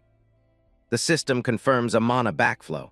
They have to initiate a mana freeze immediately before she tears herself apart. In her pain, she flashes back to the disaster that ruined her, the sirens, the smoke, and the feeling of everything falling apart. Professor Charles watches the failure coldly, telling his team to just sedate her and end the session. Louise stumbles toward him, desperately begging for a short break so she can try just one more time. Charles isn't moved at all. He tells her they're done for the day and needs to stop. He demotes her to beginner-level magic and cuts her training time significantly. Louise looks like her world is crumbling. She tries to go after him, but her body just won't listen. The medical staff have to physically restrain her, while she desperately screams for another chance. Charles doesn't even look back, just ordering the staff to give her the tranquilizer before she draws out any more mana. She's pinned to the floor, still shouting that she can do it as her vision starts to blur. Everything goes black. Another failed day, another heap of self-loathing. She wakes up later to the bright sunlight streaming through her hospital window. Louise stares up at the ceiling, her eyes completely drained of hope. She lies there for a while, cursing herself out for being so pathetic. She knows she blew it by throwing a tantrum and losing her cool in front of the professor. She finally sits up, realizing she needs to find another way to fix her mana if these experiments are a dead end. She heads out into the hallway, probably needing to move around to clear her head. But she isn't looking where she's going and slams right into someone. She clutches her nose, already losing her temper. It's Sehun she bumped into, and he just stands there, staring at her with an intense look. Sehun is momentarily pulled back into a memory of a massive explosion and an air raid alert. He remembers the smoke and the sound of everyone around him coughing in the chaos. It was a situation where he really thought his life was over. Through the haze, he saw someone running away while the sirens blared. There was a masked figure standing in the middle of the destruction, someone he knew was dangerous. The figure leaped into the air and vanished as if they were never there. Sehun knew that person had to be at least A-class to pull off a move like that. That woman can walk on air, but even more frighteningly, she's landing right next to you. She's glaring holes into him, demanding to know what he's looking at. Back to the present, that dangerous woman is right there in front of his eyes, but dressed in a hospital gown. She starts shouting at him, telling him he should apologize for bumping into her. He doesn't even flinch, just keeps staring at her with those unreadable eyes. Suddenly, Louise's body gives out and she drops to her knees, coughing violently. Sehun looks down at her and says if she's sick, she should be resting instead of wandering around. He offers to help her back to her room, but she just stays silent, trying to catch her breath. Louise is freaking out internally, worried that if she gets caught out of bed, she'll be confined to her room for good. She looks at Sehun with absolute disdain, thinking a guy like him would normally be beneath her notice. Sehun doesn't even acknowledge her glare, just walking past her with a calm and measured pace. He stops and asks if she needs help with anything. Louise just stares back, clearly wanting him to disappear so she can get back to her room. He gestures toward the dresser and tells her she'll find a black case in the top drawer. Louise is already starting to cough again, her throat feeling like it's closing up. She grabs the small box, looking at it with a mix of suspicion and pure desperation for some relief. Sehun tells her to just use it so he can leave, but Louise snaps at him to stop being so nosy. She reminds him that they literally just met and she doesn't need his help. She takes a deep puff from the inhaler, letting out a long, shaky breath as she waits for it to kick in. Sehun watches her with an intense, unblinking gaze, nodding every reaction to the device. He asks her why she's hurting herself when she's supposed to be in recovery. Louise looks at him like he's grown a second head, completely caught off guard by the question. She dismisses him immediately, telling him he's talking absolute nonsense. Sehun doesn't sugarcoat it. He tells her that the inhaler she just used is actually destroying her throat. Louise freezes, looking down at the device in her hand with an expression of growing shock. She looks back up at him, her eyes wide as she tries to figure out if he's serious or just insane. Sehun points right at the inhaler, emphasizing that it's a poison disguised as a cure. "What did you say?" she whispers, her voice barely audible through her confusion. Her confusion quickly turns into a cold, sharp anger, and she demands he repeat himself. She can't stand the idea that her trusted medicine might be a lie. Sehun meets her gaze with total confidence, repeating exactly what he said without flinching. Before things can escalate, a loud hospital announcement calls for Lee Sehun to report to the nursing station immediately. Sehun realizes his time is up for now and starts to head for the door. He confirms his identity to her one last time before dropping a final bombshell. Keep using that thing, and she'll be magically disabled forever. Louise screams at him to get out, calling him a lowly blacksmith who has no right to talk to her like that. Sehun just shrugs and leaves, the door clicking shut behind him as he heads to the nursing station. Louise is left alone in the dark, curled up on her bed and fuming about the strange encounter. Outside, Sehun sees a system message pop up. He's officially established a bond with Louise Valent. Sehun is now sitting with the doctor, looking a bit surprised that everything is going according to plan. The doctor confirms the bone break was clean and should heal in a week, with no damage to his mana circuits. Sehun asks about his discharge, and the doctor suggests staying another week just to be safe. Sehun realizes he can milk this stay for at least 2 weeks. That's more than enough time for him to close the distance with Louise and start working on her mana circuits. But first, he has to find a way to get rid of that mana eroder inhaler she's been using. He casually asks the doctor if he knows Louise Valent, acting like he's just curious about a fellow patient. The doctor admits he's treating her, so Sehun decides to snitch. He tells the doctor he saw her having a seizure in the hallway while trying to use magic. The doctor looks genuinely concerned, while Sehun plays the role of the dutiful, worried student perfectly. The doctor thanks him for the information and tells him he can go. Sehun walks out with a satisfied look, thinking perfect. The next morning, a bright light fills Sehun's hospital room as the sun comes up. He's woken up by his phone vibrating. It's a call from Jake. He picks up immediately, asking for the intel he requested the day before. Jake says he found some very suspicious details surrounding the incident that ruined Louise's career. He explains that Babel's Ivory Tower is a sponsorship foundation that holds massive power over the Academy's students. Every year they pick scholarship recipients, and a guy named Gotts Kruger was a top contender at the time. The only person standing in his way was the former genius mage, Louise Valent. Jake explains how the Barmut family provided Louise with a sabotaged weapon that exploded during her match, clearing the way for Gotts. It's a clear conspiracy between Gotts and the Barmuts to take Louise down. Sehun realizes that even the inhaler is part of a much bigger, uglier picture. Outside the hospital, Jake continues his report over the phone, mentioning there's one more thing that's been bothering him about the investigation. He reveals that Professor Charles from the Elemental Department has gone out of his way to personally sponsor and help Louise with her serious injuries. Sehun listens with a grim expression, thinking that while it sounds like a heartwarming story, something feels deeply wrong about the situation. He thanks Jake for the info and prepares to hang up. Jake suddenly shouts for him to wait, desperately asking for a favor as his voice trembles with anxiety. He explains that Erika and Yom Sungha are giving him terrifying death glares, and asks Sehun to let them know he's actually doing fine. Sehun just ignores the request and hangs up, leaving Jake to deal with the angry friends on his own. He isn't interested in being a messenger right now. He looks at his phone, seeing a string of messages from Yom Sungha demanding to know what's going on. The guy clearly isn't satisfied with a short answer. He realizes he doesn't even have Erika's phone number yet as he walks down the quiet hospital hallway toward room 202. He decides it's better to just deal with everyone later. He dismisses the social drama for now and knocks firmly on the door to room 202. He has a much more pressing matter to attend to.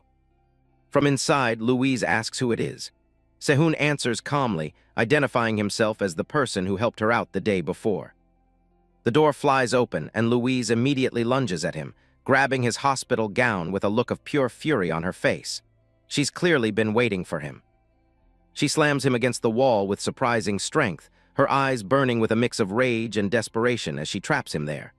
Sehun just stares back, unbothered by the aggression. She screams at him, calling him a son of a bitch as her voice echoes throughout the entire building and scares the birds outside. The intensity of her anger is palpable. Sehun keeps his cool despite being pinned, asking her why she's suddenly cursing him out when he's just arrived. He wants to get to the point. Louise is fuming because his help led to the doctor discovering her secret practice session. Now, she's been ordered to take 2 weeks of absolute rest, effectively ruining her rehab progress. She yells about how hard she's worked on that rehab for the past half year and how his meddling has made all that effort go to waste. She's on the verge of tears from the frustration. Sehun cuts through her tantrum, bringing up the inhaler from yesterday and asking if she used it again after his warning. He knows exactly where the real problem lies. He drops a bombshell, telling her that the mana burns she thinks are incurable can actually be fixed. The declaration leaves Louise completely stunned. Louise scoffs at the claim, asking if he even knows what a mana burn is since even the most powerful summit climbers can't cure them. She thinks he's just playing with her. She stops her shouting for a moment, deciding to hear what kind of nonsense this blacksmith is about to spew. Her skepticism is still high, but she's listening. Sehun walks over to the cabinet, saying they have a lot to discuss if she actually wants to get better. He reaches for something inside. He pulls out the inhaler and asks her point-blank who she got it from. Louise hesitates for a second before admitting it was a gift from a professor she trusts. Sehun stares at the device with a cold look, calling it by its true name, the mana eroder. It's not medicine, it's a weapon. Louise is confused by the term, but Sehun promises it will take time to explain and offers to show her exactly what it's doing to her body. He needs her to see the truth. A blue system window appears as Sehun activates his S-rank skill, Divine Spirit Link Magic. A faint glow begins to emanate from his hand. He explains the problem using a simple analogy, telling her to think of her mana circuits like an electrical system, originally built for 110 V. He's breaking down complex magic into something she can grasp. Louise watches intently, her eyes wide as he uses his magic to reveal the hidden damage within her own mana path. She's never seen anyone analyze a circuit like this. He points out that the circuit in her neck area has been artificially changed to 220 V by the inhaler's cumulative effects. The mismatch is destroying her from the inside. This creates a constant conflict that leads to a total mana overload, making it impossible for her to ever cast spells safely again. The treatment was actually the cause of her ruin. Louise clutches her throat, the realization of what's been happening finally sinking in as she gasps in shock. The truth is far more terrifying than the disease. She has a sudden flashback to the day Professor Charles handed her the inhaler, claiming it would be extremely effective for her wounds. He looked every bit the concerned mentor. In the memory, she bows and thanks him, completely trusting the man she thought was her only ally left in the world. She had no reason to suspect him. He had placed a hand on her shoulder, his face shadowed and unreadable as he played his role to perfection. He was leading her right into a trap. Charles told her she would eventually overcome her mana burns if she just kept using the medicine and never gave up on herself. Every word was designed to keep her poisoned. Louise had smiled back then, grateful for the encouragement from someone she respected so much. She thought he was the one helping her hold onto her dreams. Back in the present, Sehun watches her reaction, knowing that the professor was just toyed with her life for his own amusement. The cruelty of the plan is finally laid bare. Louise seethes with a newfound rage, her teeth gritted as she swears an oath to make the man who betrayed her pay for everything he's stolen from her. The fire in her eyes has returned, but this time it's for revenge. Ryu Yunha grinds her teeth, swearing to Sehun that she'll find a way to pay him back for all of this. Lee Sehun just smirks, reminding her that he's just a blacksmith and doesn't have a miracle cure for her damaged mana circuits. He continues, saying that while he can't fix the damage directly, he can adjust things so she can actually use magic again. Yunha isn't naive. She knows a deal like this always comes with a heavy price tag. Sehun lays it out for her. She can either trust him and change her fate, or just sit there and give up on her future. The choice is hers, and after a long moment of silence, she finally gives him a determined smirk. She holds out her hand to seal the deal, warning him not to go back on his word later. They shake on it, officially becoming partners in this unconventional plan. Sehun pulls out the primary tool for their first session, a plastic bag full of fresh cherries. Yunha is immediately suspicious, wondering if this is some kind of weird eating show training instead of actual magic. Sehun gets serious, asking her which kind of mana actually hurts her circuits the most when she tries to use it. He explains that while normal mana is fine, circulating refined mana through her broken body is the real problem. The million-dollar question is how she's supposed to use any magic without the standard refinement process. The answer, simple. She just has to refine the mana directly on the tip of her tongue. Yunha looks at him like he's lost his mind, completely baffled by the idea of using a part of her body with almost no circuits. She doubts anyone could actually pull off a stunt like that, but Sehun remains confident. He points right at her, telling her that she's the only person in the world who can make it happen. In his past life, Yunha earned the terrifying title of Mad Dog, specifically by mastering this insane method. Ready to give it a shot despite the absurdity, she asks what the first step is. Sehun starts the demonstration by tossing a cherry into his mouth, explaining they need to strengthen her mouth's mana circuits first. He shows off the basic form, a perfectly tied cherry stem sitting right on the end of his tongue. Yunha just stares at him, wondering how she's supposed to control mana that precisely to tie a knot. He tells her she can use her teeth to assist at first, since doing it with just the tongue is too tricky for beginners. Yunha is starting to think she didn't find a genius at all, but rather a complete and total lunatic.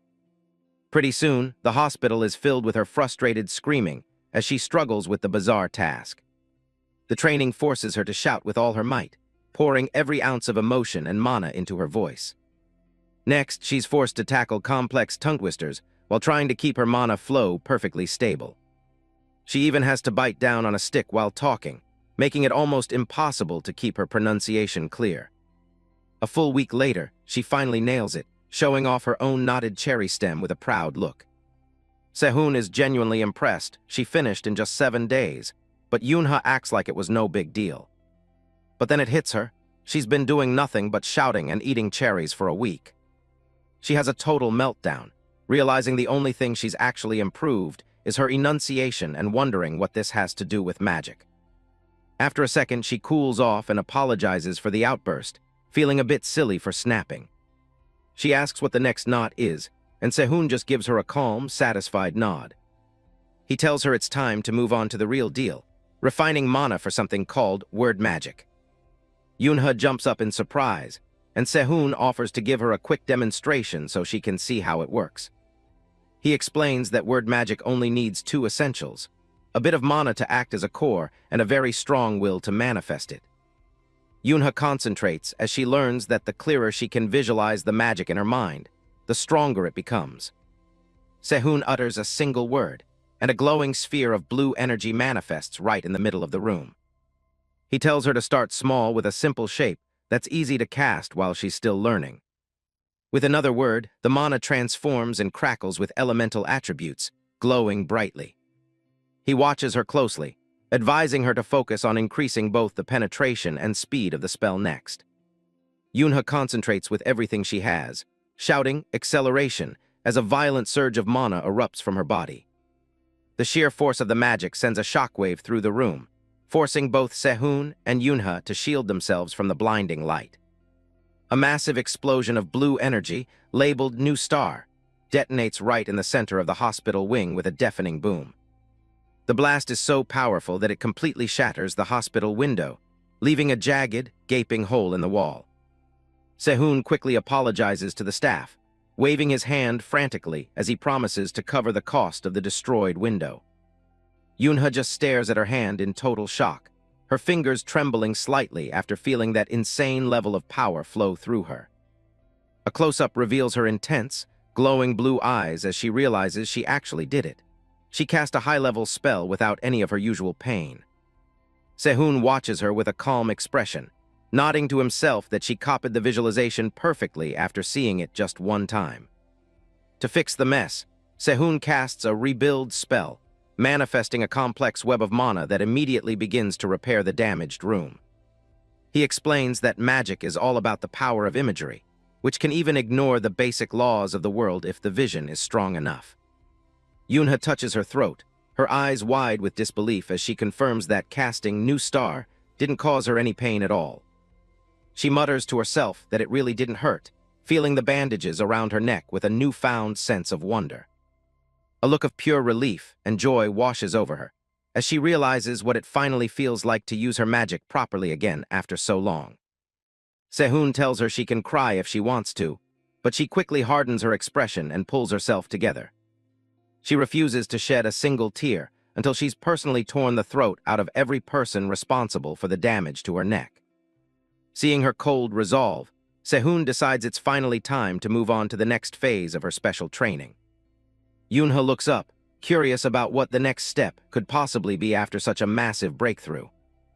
Meanwhile, someone is busy registering a post on the Academy's public board, appropriately titled, Overcoming Trauma.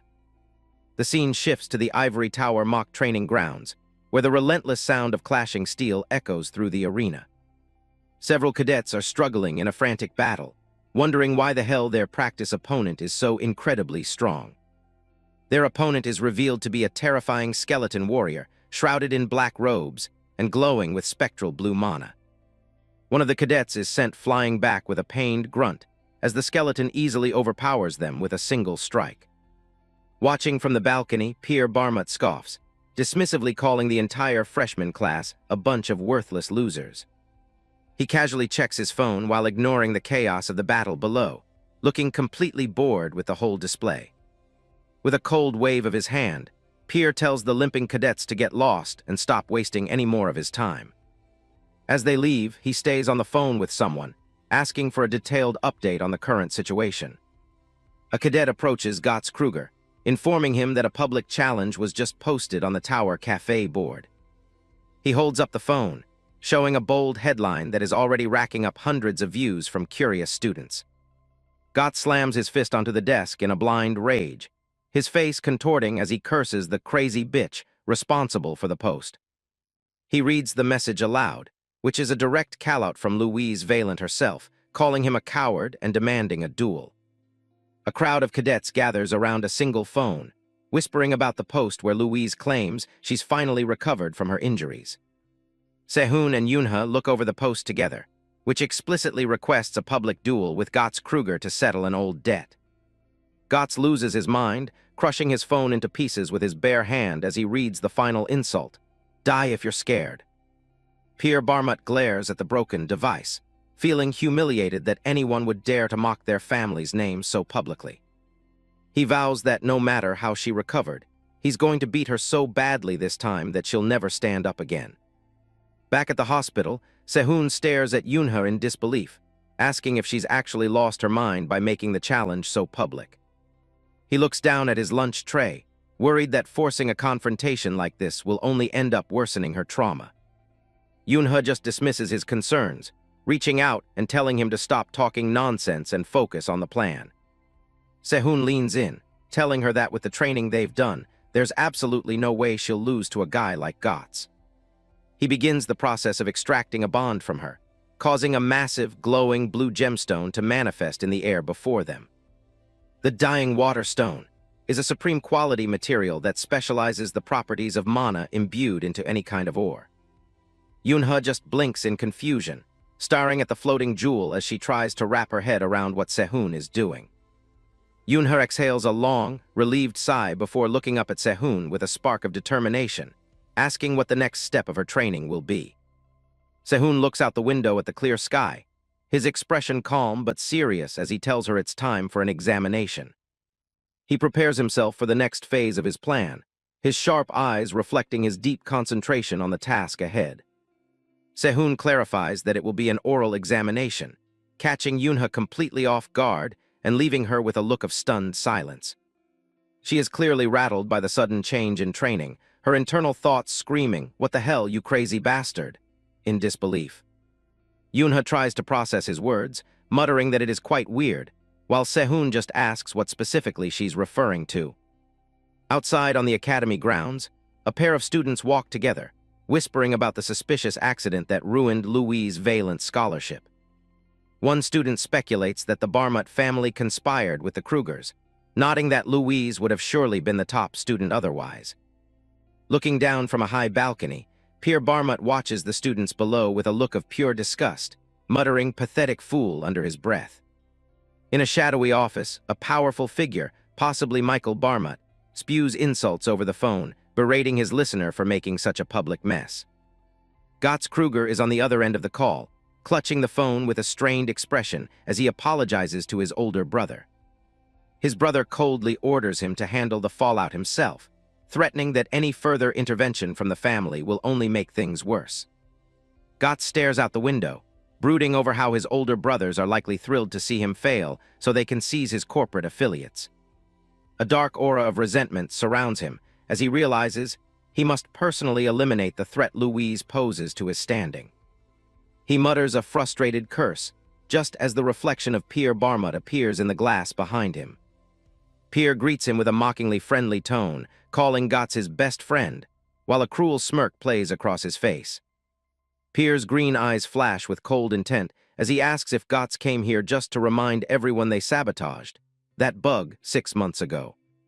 He steps closer, aggressively pointing a finger and demanding that Gotts stop being a silent mute and say something to defend his latest failure. Gotts turns around, his expression hardened as he reminds Pierre that it was Pierre himself who decided to change the original plan.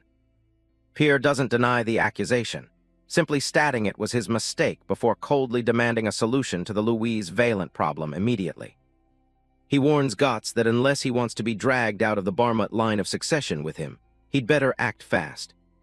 A definitive, ruthless smile spreads across Pierre's face as he assures Gotts that he has a way to deal with her for good this time. An ominous image of a violent blood splatter suggests the lethal nature of the plan Pierre is currently formulating. Back at the hospital, Sehun is fully focused, carefully examining the brilliant blue, dying water stone he extracted from Yunha. He notes how the material has changed, now adapting itself to him rather than the other way around, glowing with an intense inner light. Sehun pulls the blue, viscous material between his fingers, satisfied that it has become much more cooperative for the crafting process. He realizes that with this high-quality, supreme material, he can create an armament that far exceeds his original expectations. Yunha notices that Sehun's cast is finally off, her eyes wide with surprise as she sees the glowing stone in his hand. She asks if that's the special material he prepared, and Sehun nods, asking if she's ready to start making the new item immediately.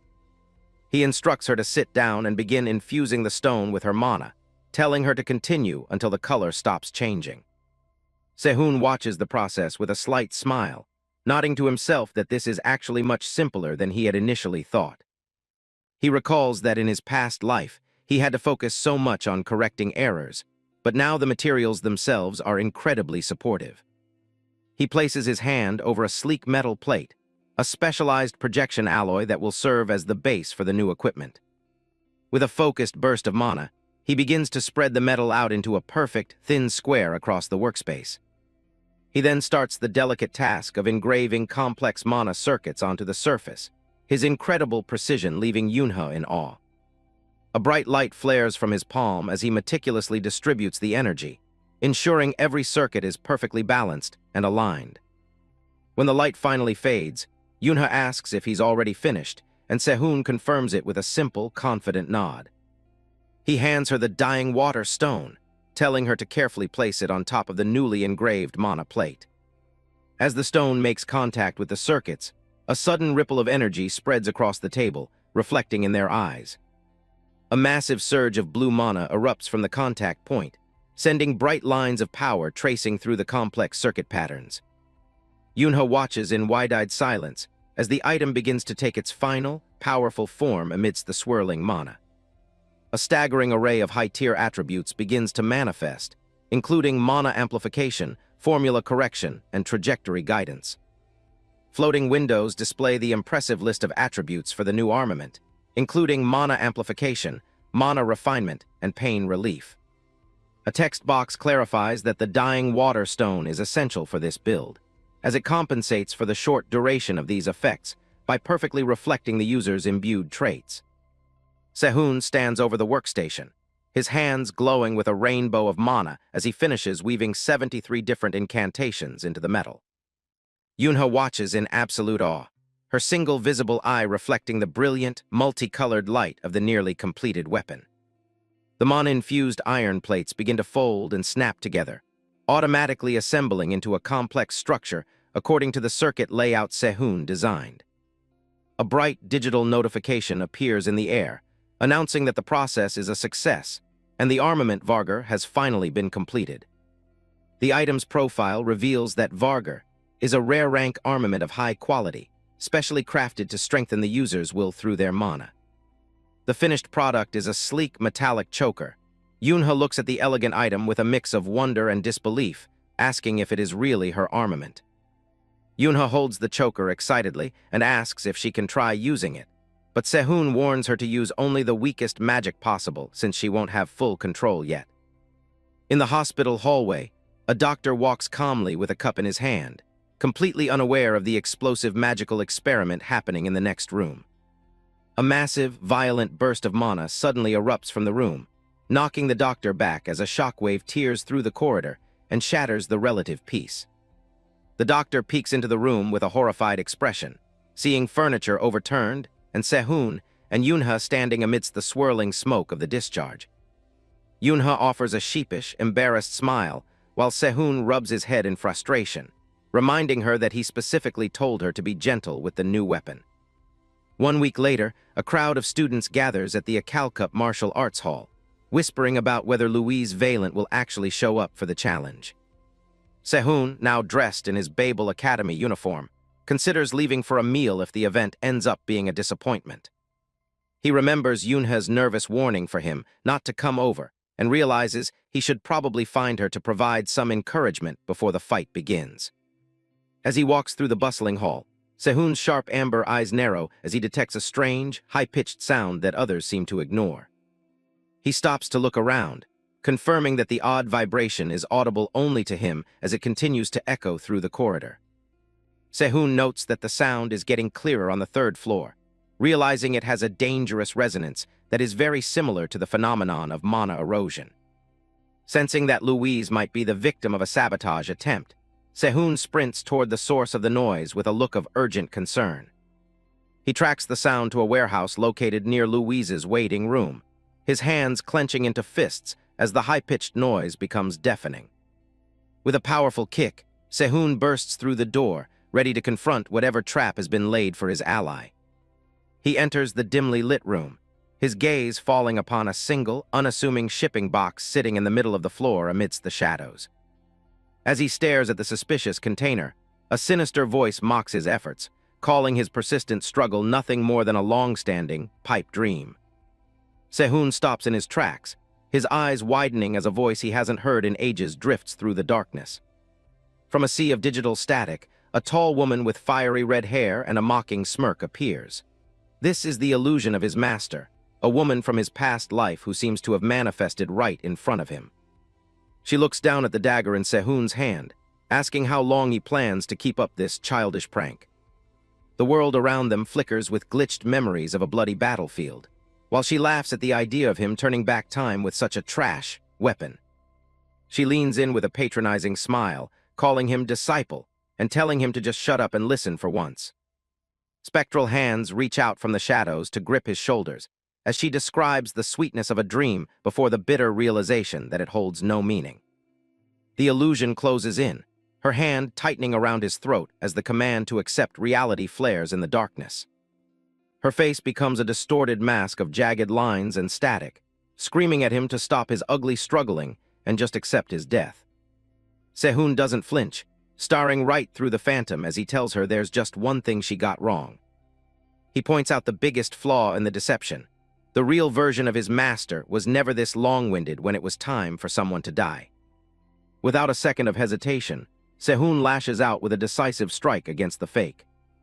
The entire illusion cracks and shatters like a broken mirror, the image of his master dissolving into nothingness. Behind the curtain, a mechanical device hidden in the room sparks and crumbles as the mana flow is violently cut off. Back in the silent warehouse, Sehun lowers his glowing hammer with a heavy sigh. He's quietly fuming. Whoever had the balls to use his master's memory for a cheap trick like this just made a very powerful enemy. While searching through the clutter, Lee Sehun triggers a notification for a new Grade C passive skill called Awakening Dream. It's a skill he's never even heard of, despite all the knowledge he brought back from his previous life. He decides to check the skill details later and focuses on a mysterious black artifact he pulled from one of the storage boxes. Suddenly, his amber eyes widen as he senses a subtle, high-pitched magical pulse vibrating through the ground. He quickly raises an arm to shield his face as a small flare of energy bursts from a hidden trap on the floor. Dropping to one knee, he clears the dust to reveal a disturbing symbol etched into the tiles where the pulse originated.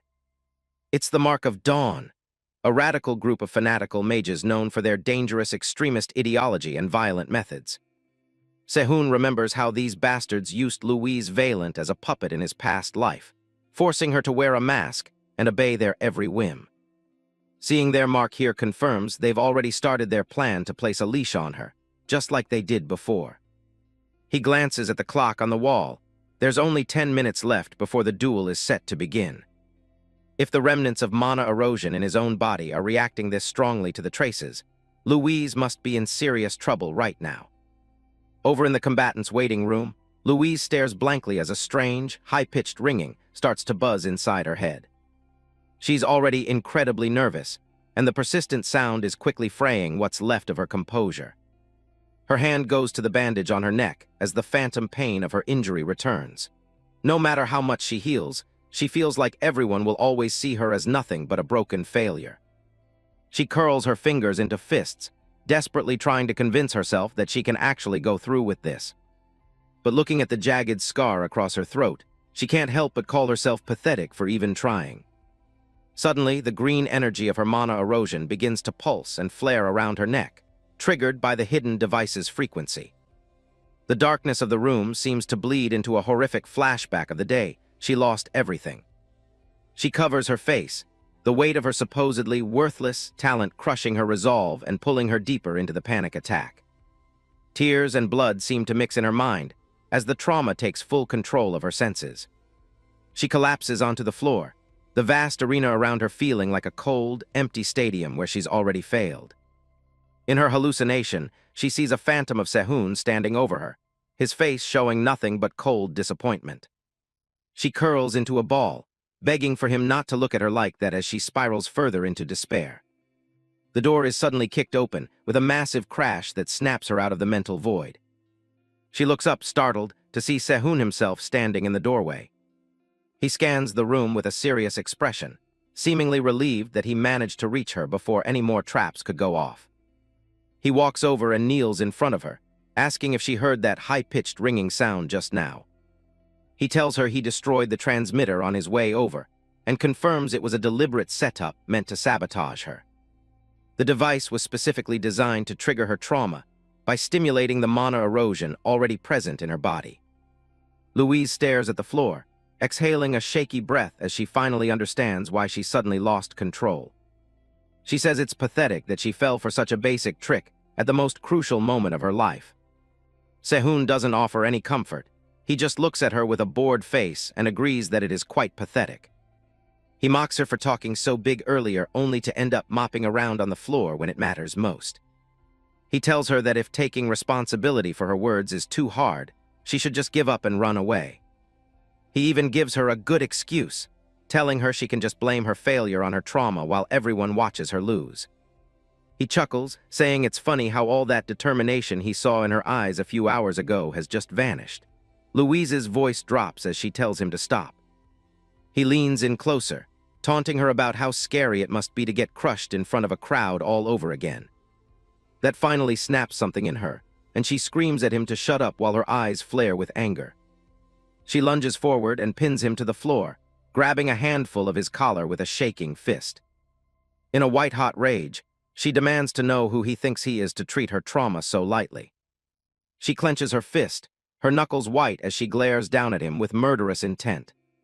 She vents all her frustration, screaming that she's been trying her hardest not to break or run away, even when nothing seems to work out for her. Wide shot of her on top of him, pinning his shoulders to the ground as she calls him an arrogant bastard. Louise leans in close, yelling that if she loses this duel, he's going to be the one taking all the responsibility. Sehun doesn't even blink, calmly telling her that he'll take it all on without hesitation. She pulls back slightly, her eyes wide as she's stunned by how easily he agreed to such a heavy demand. He looks her straight in the face and tells her the reason is simple. He doesn't fight losing battles anymore. He tells her there are only two things she needs to do. The first is to trust him until the very end. The second is to do her absolute best to bite her opponent to shreds. With those final instructions, the scene shifts to the massive Babel arena. Gotts Kruger stands ready with his dark, skeletal staff, mocking Louise for trying to protect her petty pride when she shouldn't even be able to use magic. In the stands, the other students are buzzing, recognizing Gotts's hero-grade armament and the fact that just one of those skeletons costs a fortune. Gotts laughs as he looks at the hooded figure across from him, convinced that the match is already decided. The overhead announcement signals that the duel is about to begin. Hidden under her hood, Louise thinks to herself that both her scar and this opponent are much more pathetic than she remembered. She declares that she's been waiting 6 months for this exact moment as a massive aura of blue mana begins to swirl around her. As the countdown reaches 2, an explosion of ice blue energy erupts from her body, shaking the arena floor. Gotts's jaw drops in shock. He can't understand how she's manifesting this much mana when her circuits were supposed to be ruined. As the final second ticks away, Louise's mechanical mask and glowing eyes mark her complete transformation. Panicked by the sudden pressure, Gotts screams at his skeletons to kill her right now. Louise readies her attack, the skill set manifesting as dark energy around her arm. The skeletal summons lunge forward, their scythes raised to strike at the girl in the mask. She calls out the skill Death Bite and throws a punch packed with concentrated mana. In a single, fluid motion, she tears right through the summons, shattering the expensive skeletons into bone fragments. The remains of Gotts's summons litter the arena floor as the dust starts to settle. Gotts stares at the wreckage, unable to believe that his hero-grade armament was dealt with so easily. He desperately tries to channel more mana into his staff, hoping he can just restore them and get them moving again. But Louise is already right in his face, her speed completely catching him off guard as she closes the distance. A massive impact slams into his defensive barrier, the force of it making the entire arena shudder. Gotts clutches his neck, realizing that if it weren't for the arena's safety mechanisms, his head would have been sent flying. He curses under his breath, wondering if Pierre intentionally gave him the wrong information. Realizing his life is on the line, he focuses everything he has on reinforcing his protective barrier. Louise looks at him with cold, uncaring eyes, simply nodding that his defense looks fairly sturdy. Terrified, Gotts throws up a hand and tries to surrender before she can strike a second time. But Louise isn't listening. She presses her hand against the barrier, mana sparking violently at the point of contact. The air around them crackles as she prepares to shatter his final line of defense. Her eyes glow brighter through the mask as she channels the full weight of her resolve into the next strike. She unleashes Revenge Bite, a devastating blow that tears through the barrier and strikes Gotts directly. The attack rips through Gotts's internal systems, shattering his mana circuits one by one. He tries to stay on his feet, but his legs buckle as the catastrophic damage to his core takes effect. Gotts collapses onto the arena floor, his staff clattering away as he loses consciousness. The announcement rings out across the stadium. The winner of the duel is Louise Valent. A heavy silence falls over the crowd as they look down at the decisive victory in the center of the pit. Louise looks down at her defeated bully, her expression unreadable behind the mechanical mask. She stands over him, sending a silent warning to anyone else who might be thinking about messing with her. The scene shifts away from the arena to the quiet exterior of the Academy's medical facility. Gotts Kruger lies unconscious in a hospital bed, his breathing assisted by a mask. A medical notification reveals the extent of the damage. 38 of his mana circuits have been destroyed, rendering him incapable of ever using magic again. The unknown official stands by the bed, his expression stern as he informs the Borsapa top student that the complaints from the UD group and Dawn are becoming quite serious. The blonde student bows his head slightly, offering a brief apology for the failure of his subordinate. The official looks at him with cold eyes, assuming that since things have come to this, the student already has a solution prepared. The Borsapa top student looks up, his expression hardening as he prepares to outline his next move against their common enemies. He states his plan to deal with Louise Valent once she enters the Ivory Tower, and suggests using the upcoming subjugation practice as an opportunity to handle Lee Se-hoon personally. The official agrees to provide solid support for the plan, provided it doesn't cause any further public issues for their faction. The man's tone shifts, becoming much more ominous as he begins to deliver a final, stern ultimatum. Looming over the student with a dark, threatening aura, he warns that if another failure occurs, the student had better give up his succession rights. The shadows of the two men stretch across the floor as the official walks away, leaving the student in a heavy, silent room. The Borsapa top student remains alone in the room, staring down at the broken remains of his subordinate lying in the hospital bed. He mumbles Lee Se-hoon's name to himself, clearly marking the protagonist as his primary target for the coming days. The scene shifts to Se-hoon, where a system notification displays the details of a new skill called Awakening Dream. It is a form of self-hypnosis that triggers to clear a clouded mind. Se-hoon sits alone in a chair, his arms crossed as he contemplates the unsettling nature of acquiring a skill that requires a minimum level of relevant aptitude. He muses that while realizing a hidden talent is one thing, developing a completely new one that he previously didn't have is much more concerning. A dark vision of a battlefield littered with bodies flickers in his mind, as the Awakening Dream skill activates to stabilize his psyche against the mental contamination. His amber eyes snap open, the clarity of the skill's effect taking hold of his senses and sharpening his focus. He realizes that the skill functions like a mental barrier, shielding him from the burden of his past memories. Louise Valent walks into the quiet room, her presence breaking his concentration as she approaches from behind. She stops near the wall, looking at him with a questioning gaze, and asking what he's doing just sitting there alone in the dark. He looks back at her calmly, telling her that he was simply meditating while waiting for her. The two sit across from each other, discussing their discharge procedures and the thoroughness of the doctor, On Jiangwen. She notes that the man is a true professional. Louise smiles faintly, admitting that the doctor has truly helped her in various ways over the past half-year of her recovery. She looks off into the distance, her expression becoming more serious as she shifts the conversation to her future at the academy. The view shifts to the clear sky outside, as she mentions that she met with Professor Charles the day before. In a flashback, she stands before Professor Charles's desk, as he offers her a special scholarship to the Ivory Tower to commemorate her being able to use magic again. She politely but firmly declines the offer, informing him that she plans to transfer to the martial arts department when she returns to school. Professor Charles sits back in his chair, his expression unreadable as he notes that the magic she's learned is quite different from standard theories. He tells her that he won't force her if that's her decision, but invites her to come find him anytime if she changes her mind. Back in the present, Louise forces a faint smile. Louise's smile fades as the memory of the interaction continues to weigh on her, her hand tightening as she recalls the meeting. She clutches her head, her eyes wide with a suppressed fury as she thinks about how hard it was to hold back the urge to